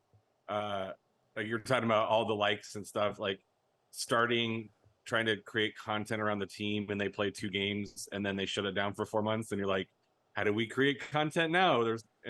But I think that was super important to like looking back on. I think we interviewed like almost everybody but Charlie Adams.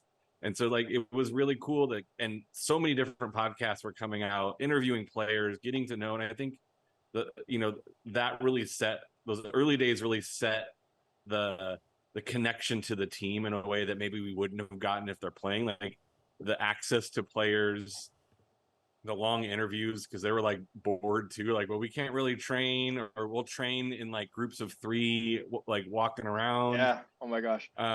So those early days really, when you brought it up about just trying to build stuff, like I just can't believe the things that we did and got to do that we probably wouldn't have if we weren't shut up in our houses, trying to like figure out how to navigate it, and getting so much great content and memes and jokes that I think, like I said, every time I put that shirt on, I wear it to work like once or twice. I should say twice a week. That's too many. Like once a week, I'll put it on like on a Monday and just like laugh as I'm putting it on, thinking like, well, we did just not win, and I'm about to go on a 2 balls and a mic with a shirt on. Like it just still like brings back those quality memories. And yeah, Jack on his bed. He's a father now, which is crazy. Big Chiva. Yeah, shout out Big Chiva. Yeah, it's and like nothing on the walls behind you. Yeah, it's the real evolution of it. Look at that. But guess what's I said up there, it's like guys? I said it's like Look the what's up Globe there. Theater earlier to Tony. I said it's slowly, you add different dressing, and like it slightly influences the performance based on what's there. But yeah, when you look early days, it's definitely evolved till now. All the stickers, all the stories. Yeah, it's crazy how far we've all come. The one thing I keep coming back to is that it's the quote I put out on Twitter. If people saw my quote of the video, it's something I was thinking about for a bit when I just knew this was coming, and had been watching a movie that everybody has watched mostly, is Gladiator, and really the sentiment of somebody who would fight for you as your champion. And that's really what this club felt like for a lot of us, I think, is somebody who fought for us as our champion, that came from, a place that wasn't usual for a champion. It just different people, different makeup, different ownership. You a soccer star, but he doesn't want to be the guy. He wants it to be a team thing. Like, just the way that it came together and it all eventually mixed together was just a different mix of people and ideas. And it felt like our Gladiator was in the ring for us every match. And that's really how we felt. And I think today felt like, we hope that they get to the championship and they slay the Emperor before they make a nice diatribe about Rome and tell us how to live moving forward, so that we have a game plan of how to live our lives in their absence. But that's how I felt, is just this really has been a journey of watching something that went from an idea, a dream, and some of the other ways I put it, again, a mothership that would take off, to use that analogy, and tie into Steve's job a little bit in terms of leaving the atmosphere. A lot of us, we were stuck on the ground for years, right, Steve? We were trying to get rockets off the ground. They kept imploding on the launch pad. They wouldn't go anywhere. And Ricardo and Warren came to us at our lowest time, when we had just blown up the biggest rocket we'd ever seen, a Saturn V. We built this rocket that's the size of skyscrapers, and it blew up on us. And we felt like we were never going to get off the ground, because if that rocket couldn't do it, we're never going anywhere. And these people came to us and we were skeptical. We said, like, you're going to fail. Everybody fails. Nobody does this. And we won't play a game here. That's what I thought. I thought, this is fine. This is exploratory. These guys are spinning up their money wheels, and they'll see that the investment's not worth it. And they found Andrew, and they found people who are worth it. And Ricardo literally never stopped day or night, even with a child being born, in the last day. Like he is somebody who's given everything he has, to another theme of this call here, and everybody hanging out. Like, he's given everything. And like another person who's just gone unsung a little bit here, like he's a guy who's honestly been there for all of us since that day forward to make sure that this is what it was supposed to be for all of us, and took us off the launch pad into orbit and circled the moon with us a couple times. And we haven't got to the moon yet. Maybe we can land on the moon once, but the dream was maybe to go to Mars, and we'll never get there, and that's okay. But let's maybe get to the moon once, and I think that's the dream. But we never even got off the ground before this, and so for a lot of us, we'll never forget this, and we'll always dream of where we could have gone with this spaceship. But to get off the ground and actually fly around is the biggest thrill of a lifetime. And thank you to everybody who helped us get there. But thank you especially to people who told us when we didn't even believe we could, and made sure that we got there. So appreciate that. And again, appreciate the thought that they fought for us, and that they'll continue to fight for us until they take their last breath. And those are two things that I just have stuck with me ever since I thought about this, and this since this morning a bit. Yeah, there was a comment earlier that kind of like I can't relate not having kids, but it's like I have a kid that I take to watch the game that is never going to remember going to a Loyal game. Like, talk about like how important this is for so many people. I mean, Steve, you're talking to me here. Like, oh man, you're gonna hit me. You're gonna make me cry. No, Bryce won't remember this. Like, he's 3.5. Who remembers what they did when they're 3.5? No, like, it's not. He's not gonna remember this. Like, when he's 13. Yeah, there we go. But it's a part of him. It's a part of us. It's a part of my family. And it's a story that we'll always tell him. Like, we'll always have these moments and these videos and pictures. Yeah.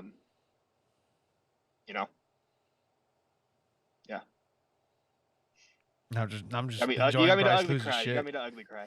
Now I'm just enjoying Bryce lose his shit. No, go Bryce, go. Yeah. Shout out to my wife who got this video, because it's the best. Yeah, no, like it's the best. It's really all about it. I remember like asking Jerry on around Father's Day, like, hey, like, what's this mean to you? He's like, no, like, I have something that I can take my kid to and my family to, and be like, I helped build this, and this is for you, and this isn't for me. This isn't for you. This is for them. I don't think this was ever for really any of us for selfish reasons. As it was either you, Drew, Alan, like starting to write, starting fair weather. There he is. Hello. Hi. Hi, Bryce. Say hi. Oh, he's Ha barking. Song Kim. Ha Song Kim. He can't hear you because I have it in my headphones on. Yeah. But I mean, unselfishly, right? Like, nobody really did it for themselves. Like, if you were there cheering, like, sometimes, yeah, like, if it is for you, it's just the cathartic nature of wanting to go and just collectively lose your mind for a good 2 hours and not be judged. It was an outlet. It was a distraction. It was, some people, I mean, a couple got engaged, during one of the trivia things. I think this year or last year, I can't remember, but Last year, yeah, I think it was there. Yeah, it must have been last year. But I mean, it's all just encompassed in what now is a will be, or it's just, there's a finite just end to this, unfortunately. Will it be deep within the playoffs, a championship? I mean, this is a dumb question, and anybody in the chat can answer this. Would you trade a championship for San Diego Loyal this year, and instead of having the team continue, never win a championship or even get close to it, but you get this one? No. No, Hard question. I would take more years of this Yeah. than a championship, for sure. That's the truth, really. I've never I think ever as seen a San major Diegan- professional sports championship in the city. Yeah. But I have countless friends and countless family members, and countless connections and memories because of sports here, than a championship could ever do. And so, no, my answer is no. Fair. Alan? Yeah, I'd have to agree. I mean, being a transplant, like, but also watching the futility of San Diego sports. Yeah. But like you go back every year, right? Like Yeah. you don't stop going to Padres games. Like you go to Padres games because you go with people, and it's that environment of going with people, that communal aspect of the sport that brings you back to the ballpark every day. It brings you back to Torero. Like it's the idea of the community, right? And I would rather have a team that I could watch for the next, when I first started, I was like, man, I can think of like in 15 years, but like, man, I've been covering this team for 15 years, being like that guy, right? And I think that's what I was looking forward to. And like, yeah, if a championship came along the way, great, like that would be amazing. But I've seen really, really good USL squads never win championships, like historically good soccer teams not win a championship, right? Like the two teams that met in the finals last year, like one of them won and became like one of the best USL clubs ever. One of them lost and didn't. But if it was the other way around, it would have been the same story. And you have to remind yourself that, every team fails every year but one, and they might not even be the best team that year because it's playoffs, right? And so I would much rather enjoy a highly successful franchise that wins more than they lose, that are entertaining, that bring a community together, than get a star above the crest, because that's super rare. Truth. It's the truth. I do think if you said, do you have another year or you win the championship, I'd probably take the championship. If it is even another like 3 years, then I'll take the 3 years. Because I think, again, the memories that accumulate, the people, but you can't fight for more life. We have what we have. And for me, that's the goal. That's the sole mission at this point. But yeah, I mean, we all wanted a 100-year club. We wanted, to be there. And now Alan will get to watch Nate as the first American coach of Liverpool at some point, in the future. But I'll take him at Chelsea. Why not? yeah, I don't know, who knows? But like that's the hard part, is just we don't get to see where this goes, because that's not what we loved in the first place, but it was just a fun part of planting seeds. Is how big is this plant going to grow? Where's it going to go? How big is this tree going to be in 5 years, 10 years? Where's it going to be? And again, it's just we got what we got in such an amazing way. And part of me thinks like you're not going to get the same thing if you don't live as hard. But at the same time, like, we put everything in we could, because we didn't know any other way. We didn't know how not to. We didn't know this was our shot to do it. And so again, like, this is how we just put it all on the table, and we're now accepting where the chips fell, and we just have to let these chips ride, because these are the chips we got, and we got to see where they fall this season. But yeah, I would take the chips home and come back to the casino 100 more times if I could.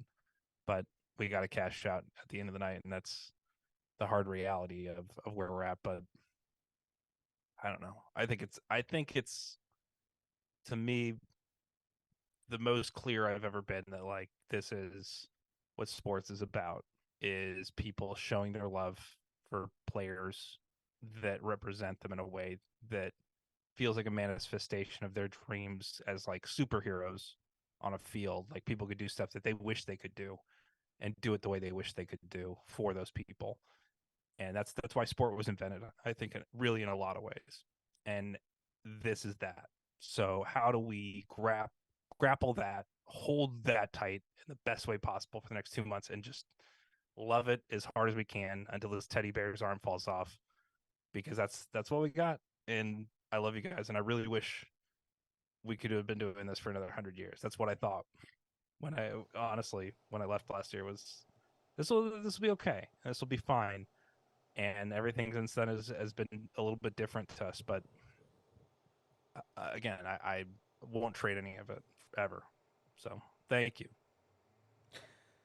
The one thing that was asked of us, just us in general, I include myself as a San Diegan, because just we're in a weird spot where I can still get my credential taken away. That'd be fun. Hey, fuck you, Tony. Last 4 months, nah. I'd kill them. You know I would.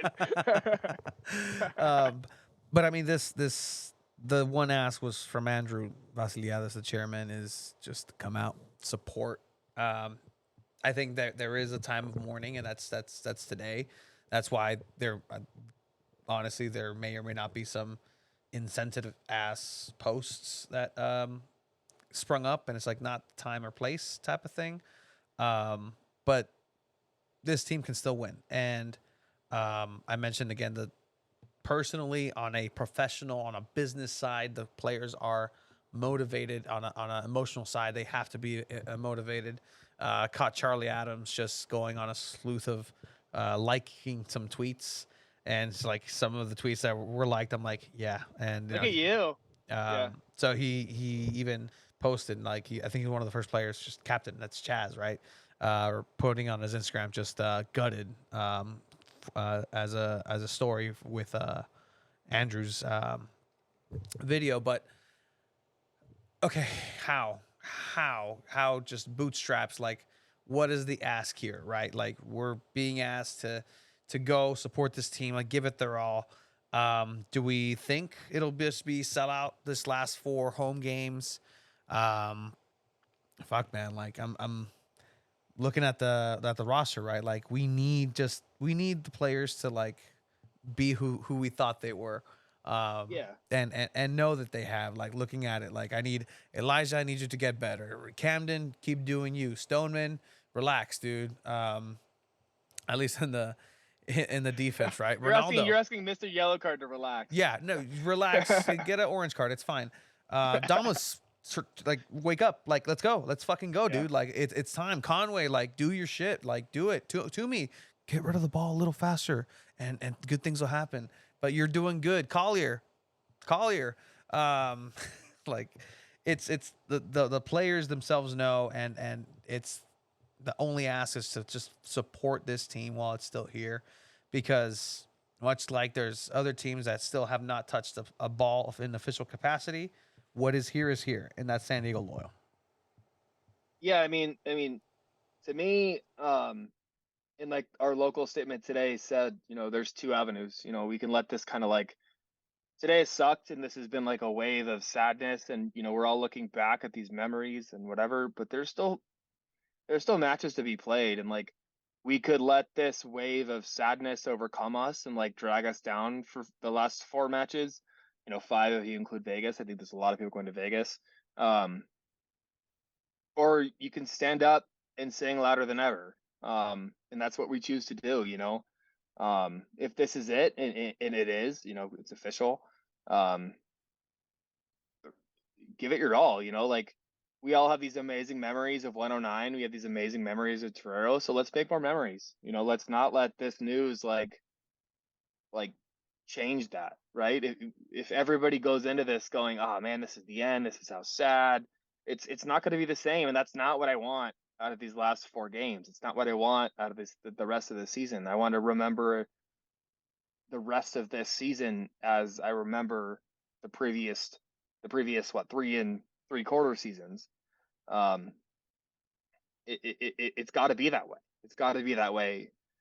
Maybe times 2, right? Let's all come out. This is it. This is your chance. Come out, support your team, support your city, support these players. Let's get a top 4 spot.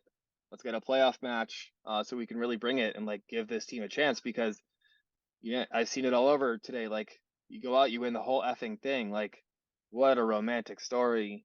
And I'm not going to sit here and say it's going to happen, but man, I can't help but let my head go there about what that might look like. So even a deep run like last year, Padres playoffs, NLCS, like how incredible.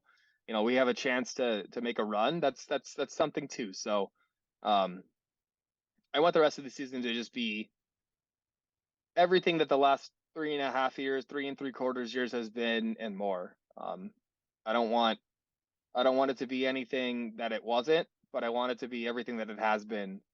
And so I want people to show up, and I want people to sing their hearts out, and not be sad because it's over, but smile because it happened. And that's the Dr. Seuss quote, but it resonates. It resonates. And there's still a chance to make an impact and go to these stands. So, yeah, show up, show out, sing your hearts out. That's the ask. That's the ask. I am seeing some people calling in right now. Leave your voicemail with your thoughts, and we'll play it on right here, Alan. I mean, do you have any things that you hope to see here? Just kind of have been cherishing throughout, or it's a weird question, but anything? I mean, I think Steve just hit the nail on the head with his comment. Like, I hate to bring up Fresno again, but we saw what happened to their club, and it just all fell apart. And I don't think people want that to be the lasting memory, right? Like, you have the opportunity, as opposed to like later this summer or later this fall, after the season's over, they announce they're not coming back, right? You have the opportunity to make this end the way you want it to be as a fan, right? It might not come into existence as the players on the pitch, but you have a unique opportunity to like really make the story end the way you want it to end as a supporter. And so take advantage of that, right? If you've never been into 109 and want to sing with 109, like make it happen, right? If you want to hit a drum for a little bit and you've never hit a drum, like go make it happen. Like you get to like take this opportunity to make this last 10 game stretch what you want it to be as a supporter and as a fan. And so like do it, like live it up, like make the ending as good as you can make it.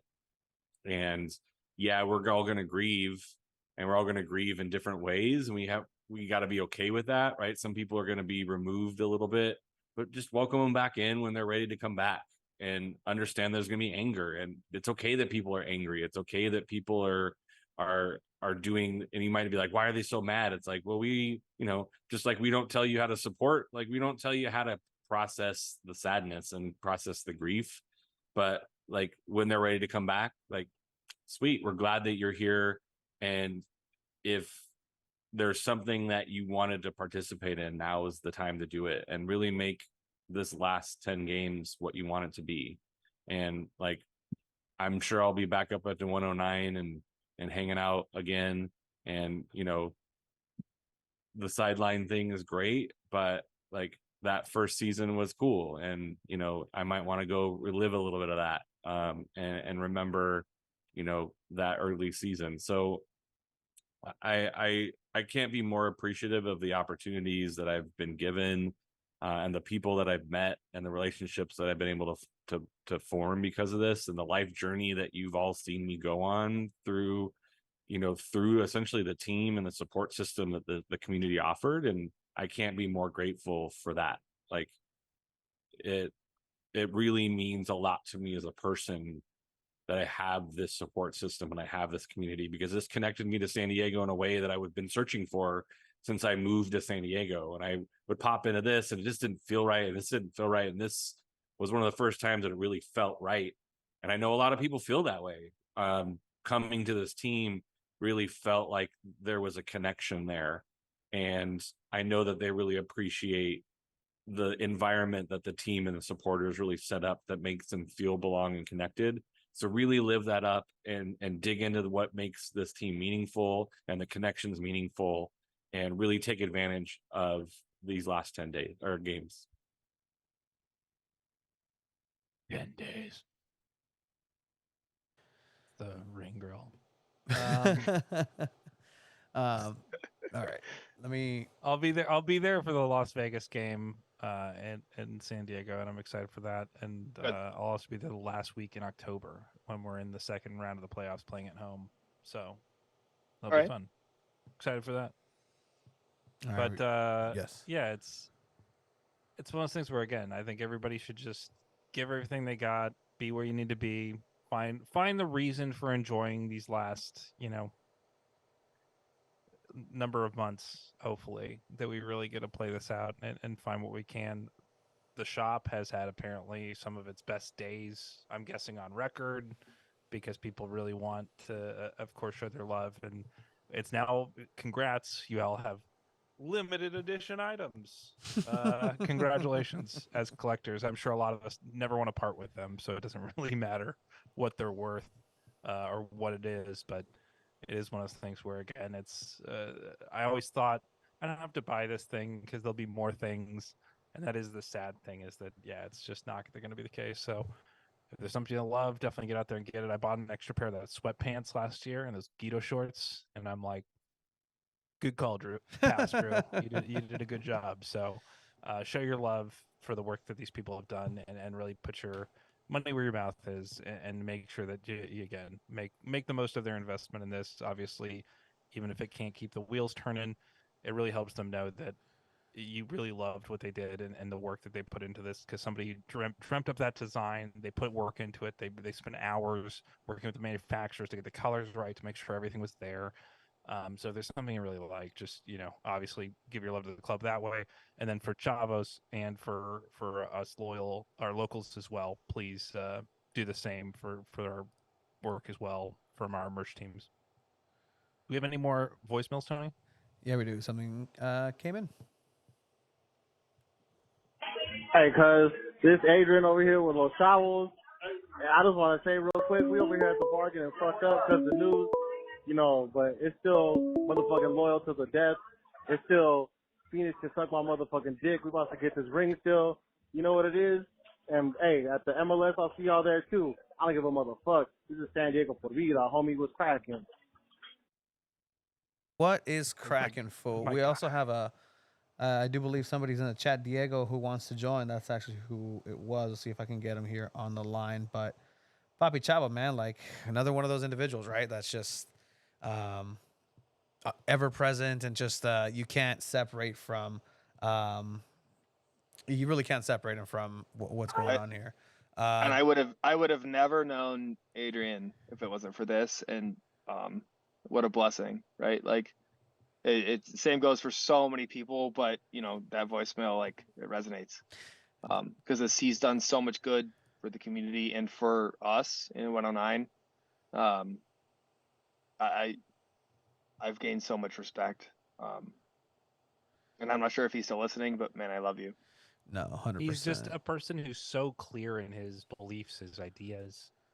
There was always an Adrian living inside of me, and I never could reckon with, like, that's a reasonable take to have as a person. And after getting to know him and again being with him as a person, like, I believe so much more in certain ideas or certain things, I think, because I got to know Adrian as a human being. And like, there you go. The part of this was like getting him to like go to Soccer's and building something there too, which was like, I never would have thought someone could do that. And so just the confidence that's built in certain people to not only do what we did there in 109, but take that and push it to the boundary, push it other places that I never knew supporters culture could go. I will never have nothing but massive respect for that man, Adrian. And again, taught me a whole different outlook on life that I wouldn't have otherwise without being a friend to him. So I love you, Foo, and I'll see you back in San Diego for some Pizza Bros next month here. Gotcha. I do have let's see.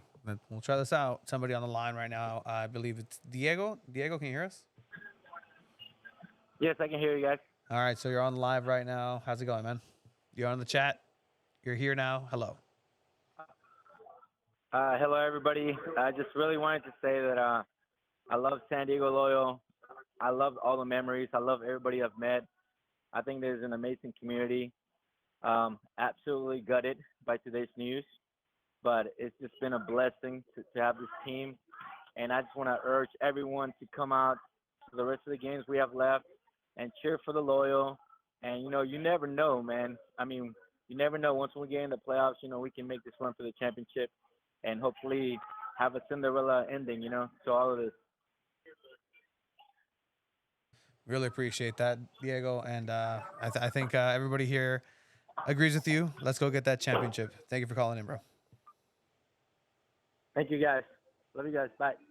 Thanks, bud. Bye. Your voice is Yeah. important. Anybody whose voice who wants to speak tonight, that's again, it's tough because this is kind of like a wake for anybody who's ever been to wake of let's talk about what we love. Let's talk about why we love what we love and a person or a relationship we had.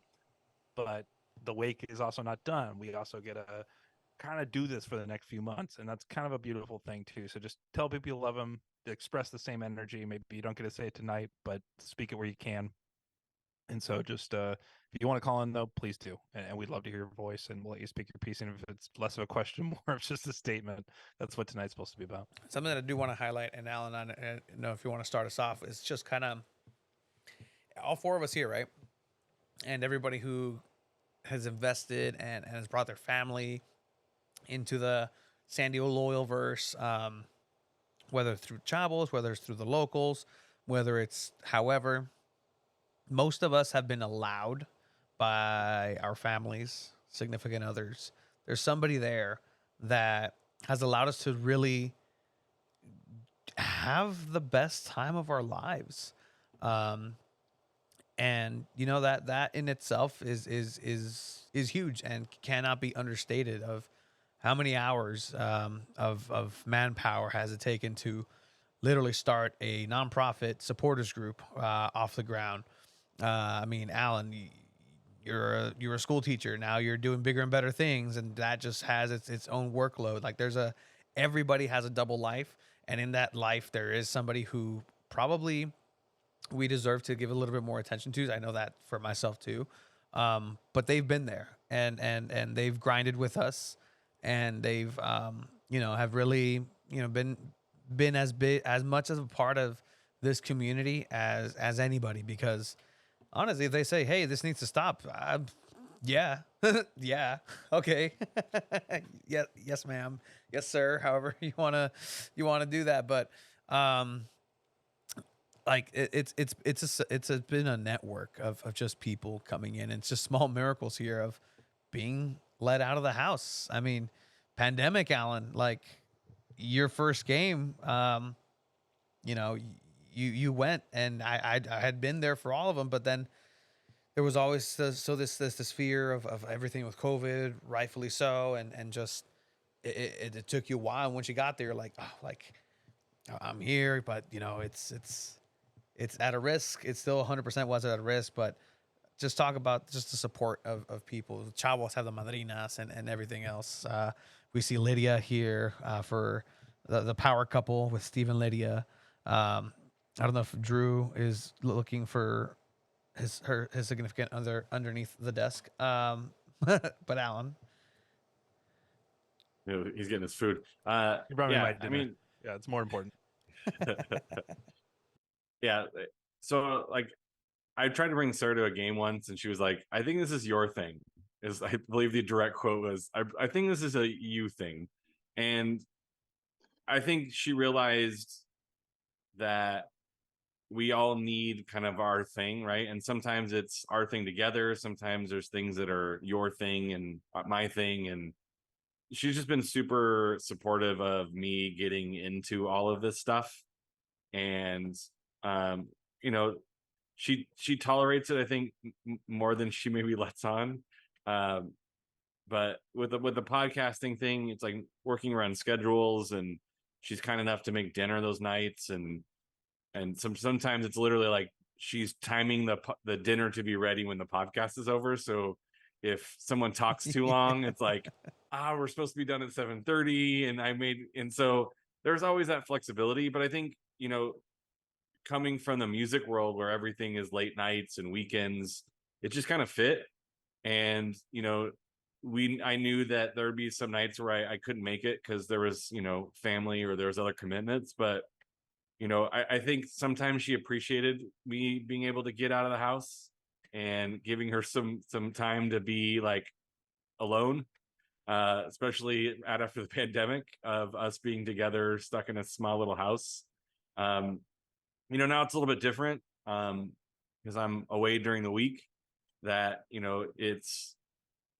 I want to get home sooner after the game's over because those are the few days we get together. But she's been super, super supportive, and I think she understands, what this means and how supportive it's been, and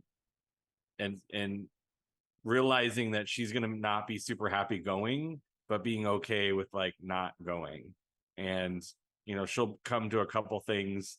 I might drag her out to a watch party this Saturday at Gossip Grill because it's Gossip Grill. I mean, who doesn't love that? And so I might be able to drag her out because it's like food and beverages are involved, and she enjoys that.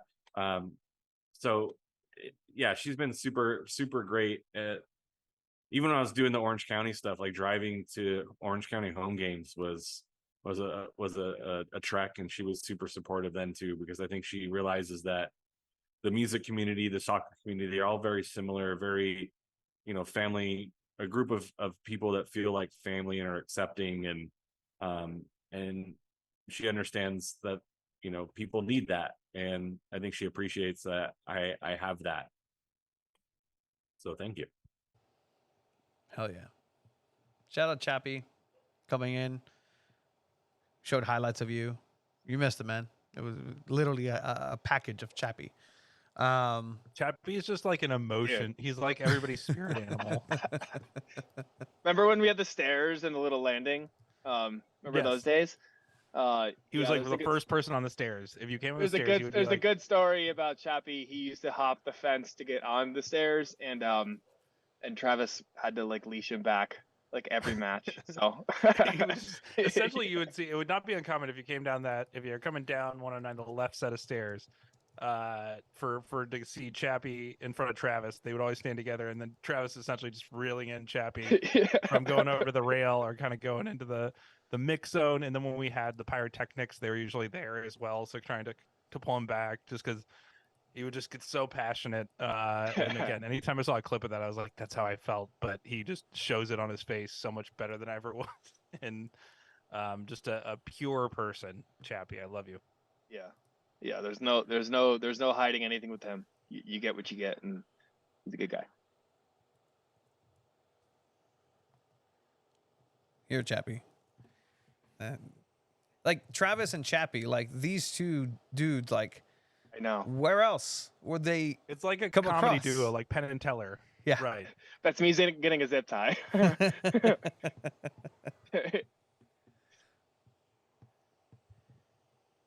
But yeah, we were just talking about just like those support networks, Steve, about obviously the people who allow us to have the best time of our lives and either covering, either going to these games, either, meeting with the team itself. I mean, you have your wonderful wife who's always just been a part of it. Drew, again, Alfie has allowed you to, allowed us to have you as. Wait, what about the parrot? The parrot? Yeah. Yeah, but there he is. He was saying I got steak, so he was waiting for the steak, but you said his name. He was around, so he gets to make a cameo. There he is.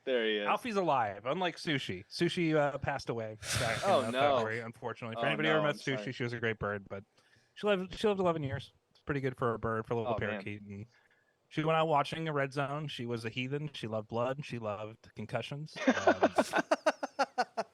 She loved American football. I raised her on it before I knew better. 7 hours. And she would watch Red Zone on Sundays. We would leave the house. We'd usually go to like a bougie brunch or like go see some friends, and I would leave Red Zone on for my bird. And about 7 years later, my parakeet was addicted to it, even though I hated the NFL. And she also did love soccer matches, if I ever threw in a soccer match. But yeah, R.I.P. Sushi. As long as it's blood. One of the real ones. If you ever watched the early Loyal Local podcast, maybe you captured a glimpse of a bird. Those were the days, man. We're talking memories here. If Alan, you weren't part of that podcast, but I pose a question. If you were a cereal, what cereal would you be? Oh man. Oh. Well, now it's Fruity Pebbles. That was like, yeah. I'm gonna go with Cuckoo Puffs because I'm cuckoo right now. That was Oh, we actually installed the button from the Fairweather podcast on the soundboard. Like it's the button. that's a deep cut. Remember Meat to Mouth? Chocula. Yeah. Meat to mouth. Yeah. There you go. Man, Little- we're I think talking if you we're still gonna look make a- up- we still might make a whole San Diego Punta football cooking show around Meat to Mouth. So Meat to Mouth might live on forever. Who knows? That's gold. Yeah. But yeah, no, back to the point. Yeah, I mean, my wife's amazing. I do this. I do meetings all the time. I'm on phone calls. So while I have the chance, I just want to say shout out, Lids. I know you're inside watching, but out here publicly, I love you. Thank you. You've made this possible for me and us, and I think a lot of the community. But I think people see that. And while I'm on this topic, not just Lydia, but all the wives and spouses of leadership, and not even just leadership, but just our members. Like, there's a lot of home matches, and it's a lot of time to do this. It's a commitment. I mentioned it earlier on one of my interviews, like what we do in 109, not even just leadership, but everybody. It's a sacrifice, and we sacrifice what we do to watch the match. We sacrifice time with our families to support this club, to support the city. And so shout out to everybody who supports anybody who does this. Roommates, dog watchers. I think a lot of people like Eileen, our director of merch, who has a very loving but very anxiety-ridden dog, and for every time she came down, it was an experience of, hey, I gotta leave my dog for the evening, and for her friends who will probably help bridge the gap, and people like that, right? Those are the people I think of who just bridge those gaps in our lives for us to experience 3 to 4 hours where we can disassociate with whatever the bullshit we had during the week of our job, or people who things that brought us pain or strife, and put us into a spot where we really want to be. So thank you to those people. And I mean, it's a thank you fest. It's a sigh fest. It is a anger fest. It is a Drew Allen evaporated. over Allen's so now there's half a Steve. Steve is in 2 universes. Let's see if this works. The multiverse of Steve. Just do this There a you little go. bit. There we go. We have the technology. Look at this is why Tony's Yeah, the best, guys. He can do it all while talking, while thinking. Just a living legend over here, Tony Sanchez. In 60 years, we will all be at his not memorial, but his retirement ceremony, hopefully. A la some of the great baseball announcers that announced for 60, 70 years. So thank you, Tony, for always providing a platform for us to feel like this club is growing, and giving us a forum to discuss this in a larger context of not just this club, but to other stuff. And I think one of the things you guys have established really well was being critical, right? A lot of us were a little bit more on the side of, and Alan, if he comes back on, was definitely in this vein as well, just being able to poke ways that the club could do better. And we would do that as fans and as supporters, obviously.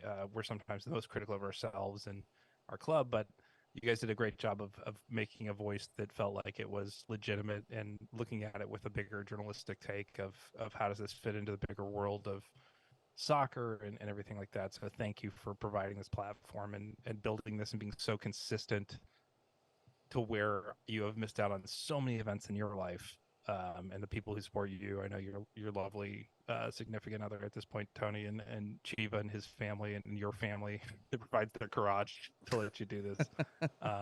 Yeah. Again, I just want to point that out as we've gone through everything tonight. I said I would call this back at some point. So I just want to make do on an IOU because this really is what it's about tonight. Is just letting people know our gratitude towards anybody who's been a part of this and why we do what we do and where we're coming from and why we feel the way we feel today through all this. Yeah, I mean, I've got to say my piece too, because, I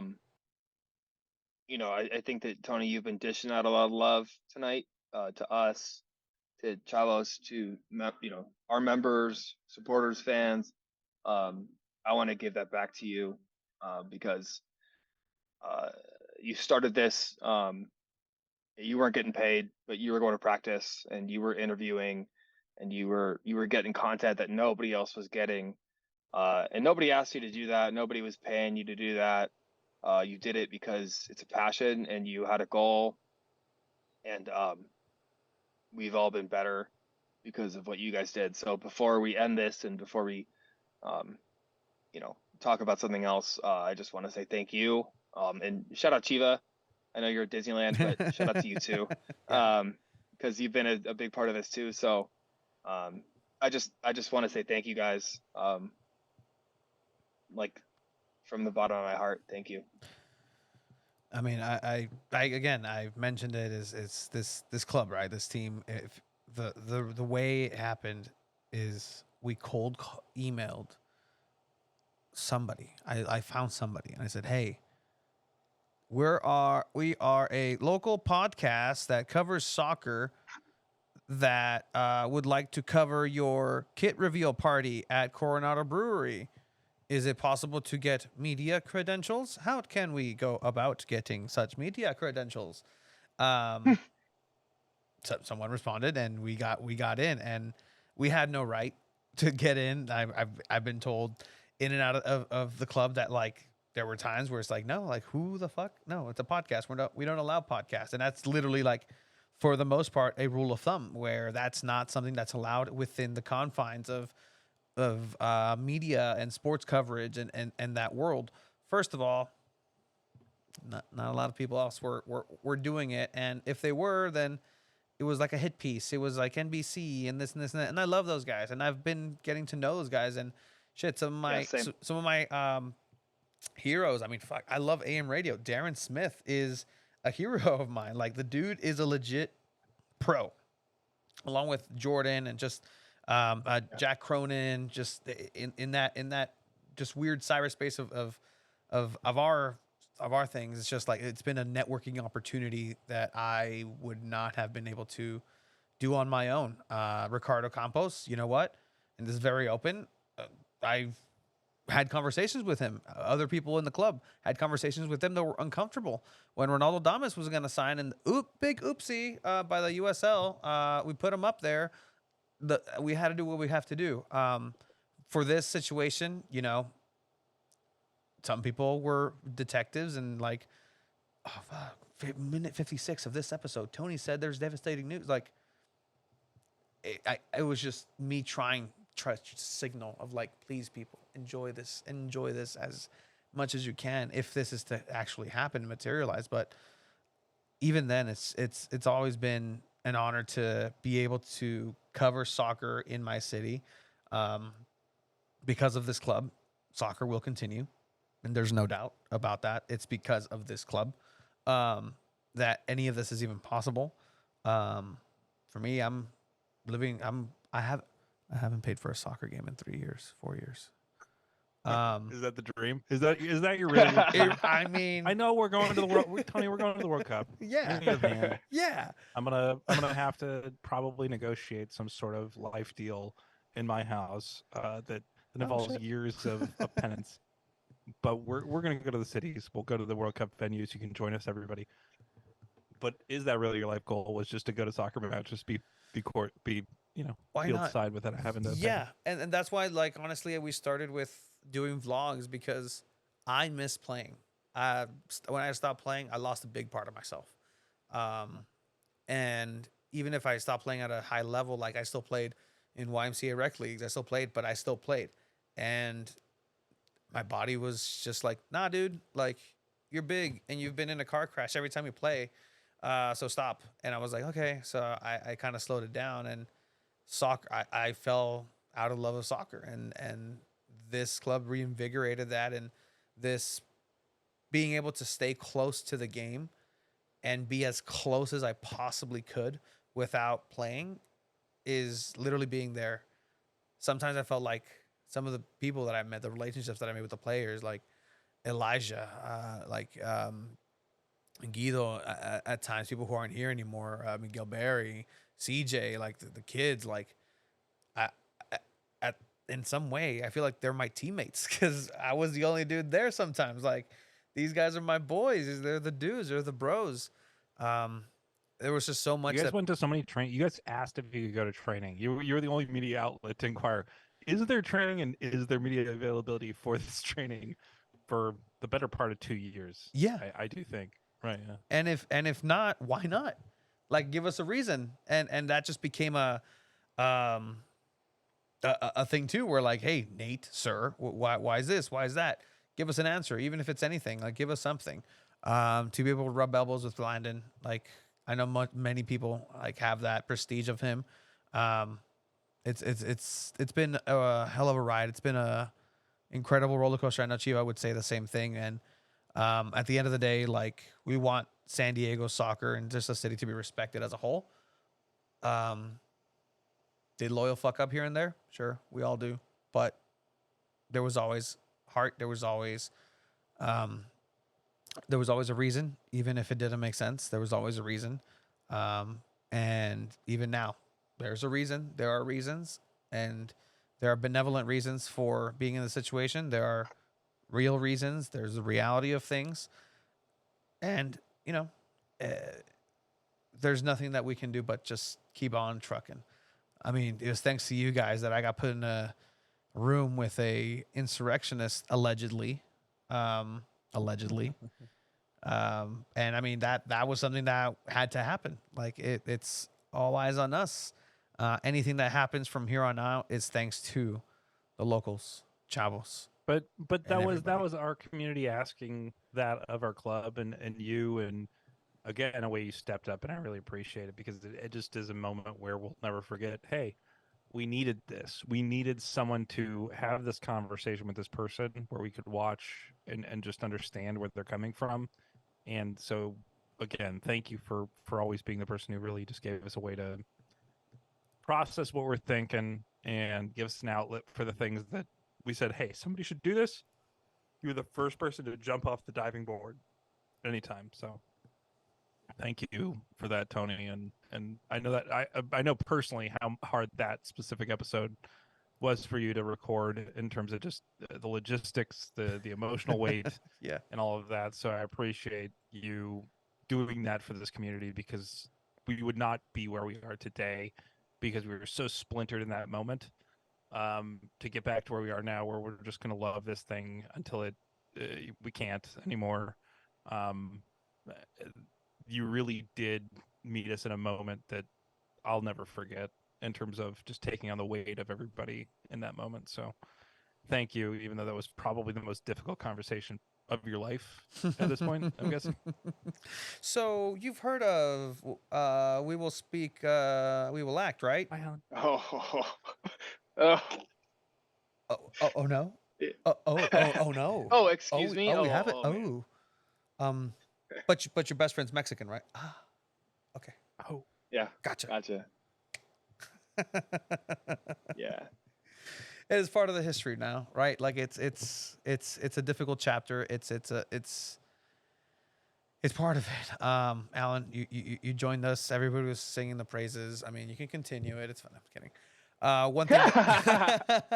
Your original logo sucks shit. One of my first meetings. I remember that sticker. You gave it to me on the Barcana have boards one, down yeah. in Chicana Park, and I was like, I fucking love this guy's energy with this logo. You ready? Boom. Oh. To be honest, it's lo-fi. It's hard. It goes hard. It goes hard now because we know where you are. But yeah, it was. Yeah. Let's not do that again. Let's just leave it there. Yeah, that was the first time I met Alan. The first words I got from Alan was like, "Your logo sucks" at the water fountain at USD. And I was like, oh, okay. Well, hello to you too, sir. We're aware. We're putting some money into it, sir. And then flashes like, oh, look at my fair weather hat. Nobody has one of these. Travis Look at Peterson. him. He's all coy. Travis Peterson, you mentioned him, right? Like, let's talk about him just a little bit. I know we'll start turning things down because the locals will have one. a podcast as well, correct? That is correct. Yeah, we're gonna do our own thing, on our own platform. Will I different- ever be allowed again, or Yeah. am I banned forever? Why would you be banned? Yeah. No, I mean, on my final podcast, we literally burned a house down and left North Park. I mean, Yeah, that's yeah, you true. did. the site has not been recovered since. So, but no, it's Yeah, I'm no, we're glad gonna they'll do our own thing continue. at 9. Yeah, confirmed. Yes, 9 o'clock. Perfect. We were talking about, Travis made the fair weather logo, correct, Alan? That is correct. And now we have a little bit of a different tone here. This image, It's a masterpiece. Yeah. It's incredible. He could always go He's- dark. He's We never incredible. asked him to, but this is, yeah. He can speak to this better than most artists, I think. Yeah, I mean, Travis is just amazing. Like, he's just that. He's incredible. I don't know if you can do this, but if you zoom in on Bum's eyes, they're sad. Like, you see that in it, just the thoughtfulness, the imagery, the tone. Travis has been a part of this since day The one. cut in the trees is the emblem. It's the crest. So the cut in the trees, if you look at it, it's the outline of the crest. I mean, the details. This man, Yeah, it's amazing. is always a step ahead. But it's beautiful and it's sad at the same time. But he'll never stop drawing Bum. So if you do want to keep following Travis for the rest of his life, he will keep drawing our beloved dog in some ways because I've infected him with it. And I hope that he keeps drawing Bum for the rest of his life because it makes me so happy.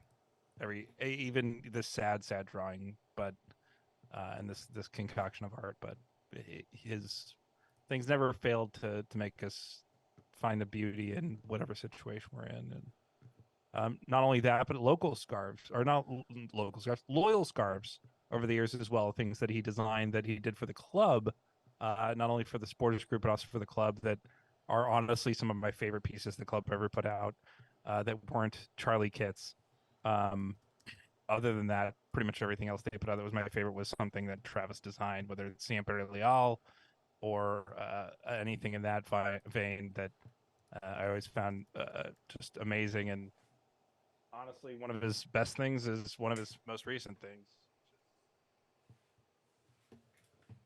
This itself is a masterpiece. So if we don't get to make anything else, it's what it is. But Yeah. Yeah, and It's- there's like 15, maybe 10 of those scarves left. So, if you want one, if you want to support local soccer scarf, from the locals, now's your time. Don't wait. as I had an invasion of a baby possum in the garage right now. Very interesting. Literally, It's a weird garage. day, isn't it? Literally a goddamn garage, guys. It's always been. No, I mean he does absolutely outstanding work, and it's again the soul of this community is there, man. Just a quick answer to will we cover Two Balls and a Mic, the MLS team? Just quick, yeah, it's yeah. We cover soccer in San Diego, period. Check out sandiego.futbol, whole website. Shameless plug there. But, I mean, I think we'll kind of just start turning this down, winding it down, just because I know I want to give you a break, Steve, because you'll be on the locals as well. Here at 9, check out their stream. I'll probably be in the chat as well. But, Please. I mean, what can be said that hasn't been said already in Discord, Twitter, feeling? This will obviously continue as, the date does come closer, wherever that is, in the championship, in playoffs, wherever it may be. But any last thoughts, gentlemen? Yeah, I mean, my only last thought is just live in the moment. You know, what we've been talking about the last 3.5 seasons. We've reflected on a lot of great moments, and there's a lot more good moments to be made. So kind of live in the moment. Don't look forward too far. There's time for that. There's going to be a time and space to do that kind of stuff. And right now, or tonight, tomorrow, the next week, to me, it's just not that time. That time will come. And know that as president of the Locals, and as somebody who wants to continue this forward, I don't take this responsibility lightly.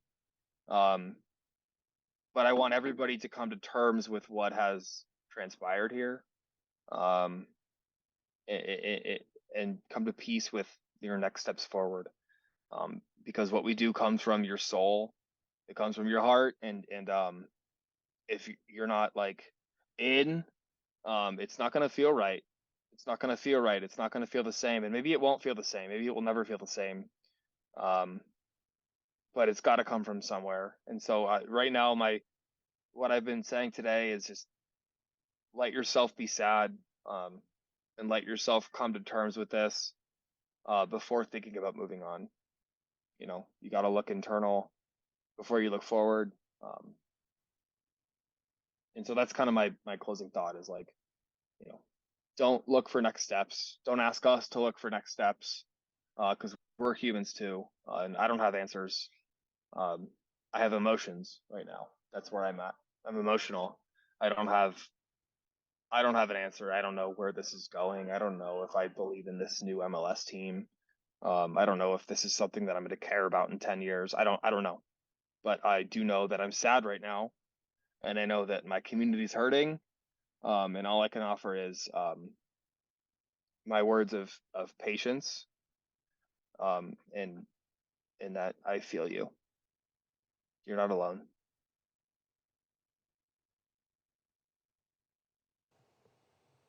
I love that. And again, if you want to check out Steve and the rest of Locals Leadership, you can catch them right here at 9 on the Loyal Locals podcast.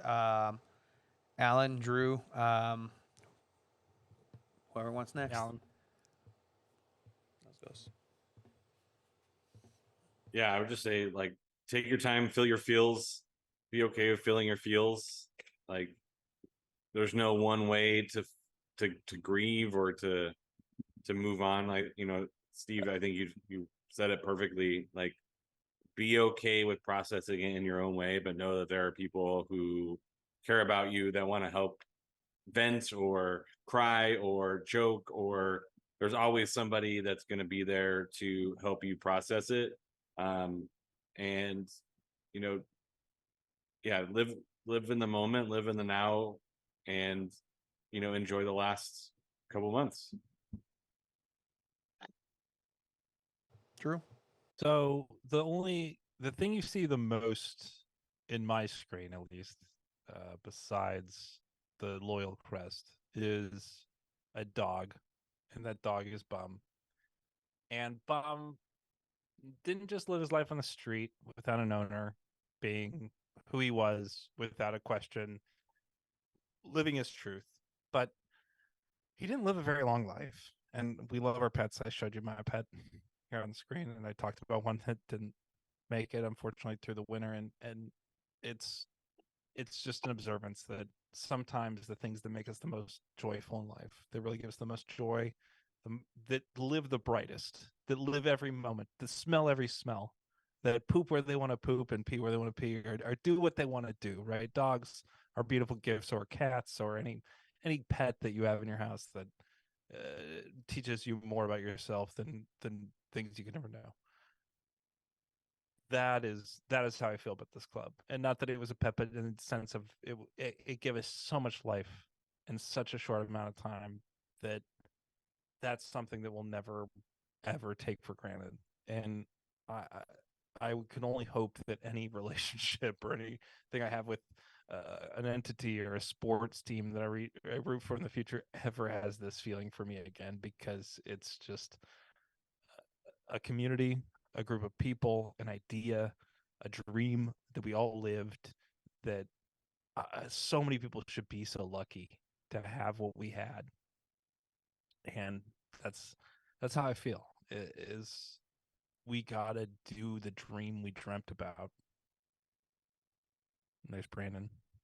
And that's what I think about most times right after we score a goal. This is what you'd see standing about where I stood in the section from what Tony's playing right here. These people. That's what it's about. That's what this whole thing was about. It was never about money. It was never about, and again, we're gonna win the championship this year, so it's not a question. But like, it was never about that. It's about the people that wanted to dream something and make it real in a way that they never thought we could do, because we just hadn't seen it in our community. We felt like it just wasn't something we were able to do. We thought, this is not a thing we watch other cities. Hey, it's St. Louis, whatever. Oh, it's great. It's fantastic. Sacramento has this team. It's so cool for them. We just don't have the land value. Our land values are too high. There's me and you, Tony, talking, vibing at the original Barkyard. I had no idea who the fuck you were. What the fuck is that guy? Shut up. You came to me at Barcata before you even started your podcast. We're like, Drew, please bless us. But yeah, no, I love you guys. I mean, it really is just the thing where none of us knew what we were doing till we went through this. And I think we all figured out a lot more about ourselves through doing this experience. And so it'll never be the same. It'll never feel the same. And again, we wished and hoped, but all of that led to us to a place where we never thought we would be. And for better or worse, we got to live the dream. And Les Mis, again, Gladiator, whatever your alignment is in terms of literary or theatrical inspiration. For me, it's just we dreamt a dream that was short, but it was the revolution. It was an idea that never was possible before we did it.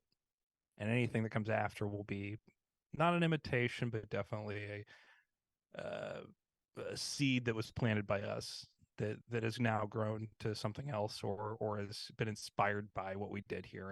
And that to me is what we always wanted to do. So as fans, as people who believed in this, as people who have done media, as people who have done things around this, I think for anybody watching today, like you all built a thing that we dreamt of 5 years ago. And when has that else happened in your life that you just manifested something out of nothing? And again, the people who put their money and put their lives into this from the front office standpoint we talked here about tonight, and exposed at the beginning, Andrew, Ricardo, Landon, especially, like letting all of his cachet, his personal credibility. None of this would have happened without them, but at the same time, it's everybody here who put in things that had nothing to give, but still gave everything. Those are the people, and that's who, again, that we should all just rally behind and feel so good about together, that we all did this as a team. And that's all you can ever ask. It's a club. We're all part of the club. We did it together as a club.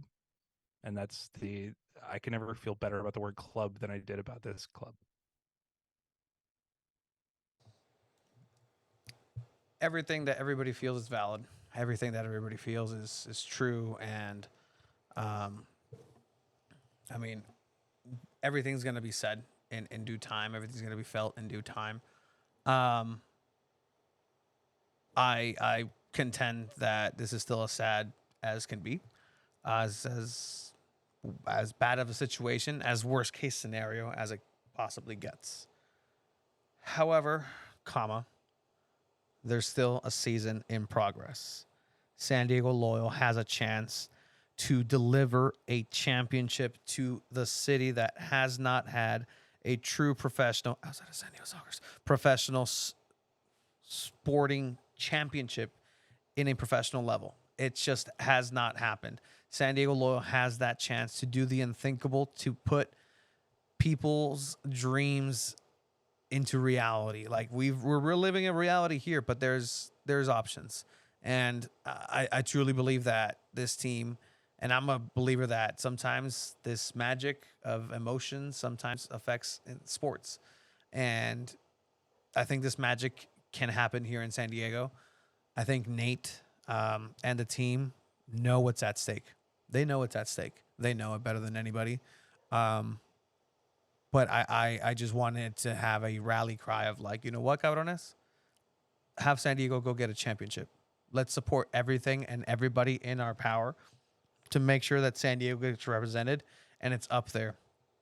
And at the end of the day, San Diego Loyal's crest will have a star. Let's get it that star. That's all we can possibly ask for. That's all we can wish for. That's all we've ever dreamed of. That's all anybody ever wants when they start kicking a ball, is to lift some sort of trophy up. That trophy doesn't cost a penny more than what it means to every single person that has witnessed the San Diego Loyal game. And I think that it's important to make sure that we try our best. And at the end of the day, I've made incredible friends. It's the adventure of a lifetime. I have a dude who's in Wisconsin right now. I have a dude that was an Orange County dude, but now is a Loyal dude. But then it's just a USL dude. But now he's just a good dude. And I mean, Steve, you fucking put rockets in the space in the air. What the fuck are you doing? Putting your life? It's just it's no, but I mean, yeah. the way that you're saying this, it's like the epitome of it's the journey, not the destination, right? Like literally that's exactly what we're all saying here, right? The destination that we've come to realize formally today is that this is ending. You know, but it's the destination that has been the best 4 years of my life. And I think that's what you're all saying too, right? Like it's the destination, not the journey. It's the journey, not the destination. Sorry, wrong way. Okay, I think just kind of getting through these last couple comments. But yeah, just at the end of the day, it's probably like you said, Drew. It's never gonna happen again. Enjoy the fact that it did, and enjoy the fact that you can literally still enjoy it a little bit more. We named this club, so here it is. Marissa will like this. So I had this t-shirt. It was an alt t-shirt to wear tonight. You've seen me wear this shirt before. So that name didn't work. But if we do have a Phoenix club, you can consider it. If we can't buy Loyal. There you go. But it's rare when the pivot to Loyal from there was like, okay, I'm thinking of like this name came into my mind space after they were like, Alta's great, not going to work. Loyal. And I said, they said, what else you got? I said, Loyal is a name I've been thinking about a lot when you talked about Loyal. So just Loyal San Diego or Loyal. And they said, we've also been talking about that. So like, all right. I mean, the biggest thing was, can a club live up to that name? Can any sports organization live up to an ideal like that, to be there for the people, to be there for people who put into them in the same way that people give everything to these organizations? That usually it's a brand, it's a shield, it's just something that takes people's blood almost and excretes whatever, especially these days in American sports from a bigger brand perspective. And this group did, and this brand did, and these people did. The people lived there, who lived this message, who tried to do this. The players especially did on a field, to each other, to their ideals, to what they believe, to our coaching staff. It happened. And so that's where, again, like, what's a name? What's in a name? Would a rose by any other name smell as sweet? Probably. But in this case, they lived up to an audacious name, an absolutely insane name, to say, we're going to live by an ideal. Our name will be an ideal. And I think that's where this club was the most audacious, at least that we've seen in my lifetime, in terms of its vision, its name, and its goal, and it executed all of those. even though it didn't do them over a longer period than we'd all hope. It executed just fine in the life that it's had, and everyone should feel proud. Absolutely. Well, this was a special edition of Two Balls and a Mic, a emergency pod. Usually it's not like this. Usually there's another guy, but it's fine. He's enjoying himself. But at the end of the day, like we'll continue with this. It's not going to end today. It's not ending today. It's not ending now. It's not the worst case scenario until they win the championship and stuff. Like it'll be discussed. There's still fun to be had. Support the players, support the people in it, support your city. Just support everybody. Alan, you're awesome. I'll see you in the podcast because, you're one of us. Thank you for everybody that has been in this stream, who's called in. Never tried that, but I guess it's something that will continue. It's fun. But just in general, just thank you for the soccer community to be able to come out and represent like this. I hope that as for Two Balls and a Mic, we are able to represent and keep covering the sport in the city. Alan, I see you there, and you've been a great help to us, and just making sure that USL is known by the people here. You're the greatest mind in USL in San Diego. I've always said that. So just say no. Just say yes for once, please. Jesus, just say once. Just like, yeah. No, I mean, Nate Miller is still in San Diego. Me vale madre Nate Miller. Like, Nate Miller is the greatest mind maybe in tactical X's and O's. But USL wise, you know what, man? You're the guy. Again, I want to thank everybody from the 619-858-760, 664 maybe? I don't know. Who's 109. But everybody from 109, 100%. Damn it, Drew, I was going to say that. But from the bottom of our hearts, I know this discussion will continue, but for right now, I think it's a good time to stop it. I don't know, 246. You guys good with that? For everybody's physical health, and thank you for the almost consistent exact number of viewers who have joined us for this entire broadcast. 100%. It's risen and fallen a little bit, but it's been almost the exact same amount of people the entire time. So thank you, even if it's different people than started. And I'm sure some will watch some of this back, but this is just meant to be cathartic for you, for us here talking about it. Obviously, you've seen tears, you've seen emotion, and when Tony and I talked about this morning, we just want to make sure we give a platform for people to be able to express how they're going to feel about this and really just talk through it together. So jump over to the locals, watch what they're doing. Steve and I started that podcast again around the same time this one did, and I really tried to breed supporter culture and document what it felt like to start a supporters group. So if you ever want to go back and just see what that meant, and it's somebody who maybe is doing this in a different city or watching this from afar and doesn't have any touch on this, I'm pretty sure everybody at this point does, but if you don't, that's something to do and check out, is everything we've done over the years and really told you the ins and outs of what it looks like to start something like this. So, never be afraid to audit what we did and do it better. Any other words, gentlemen, or else we'll end this stream.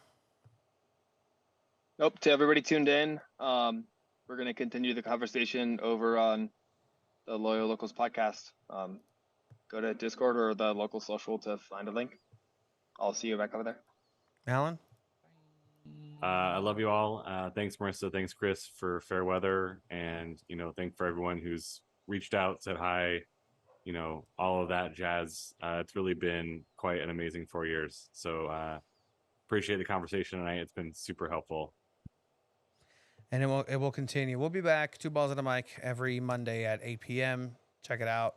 Come by, join the conversation. Thank you for everybody who sat with us, and we'll continue with Steve. For Steve Brockhoff, Drew Steck, Alan, the Beard Underwood. This has been Tony Sanchez, Two Balls and a Mic, San Diego Loyal, forever. And boom, boom.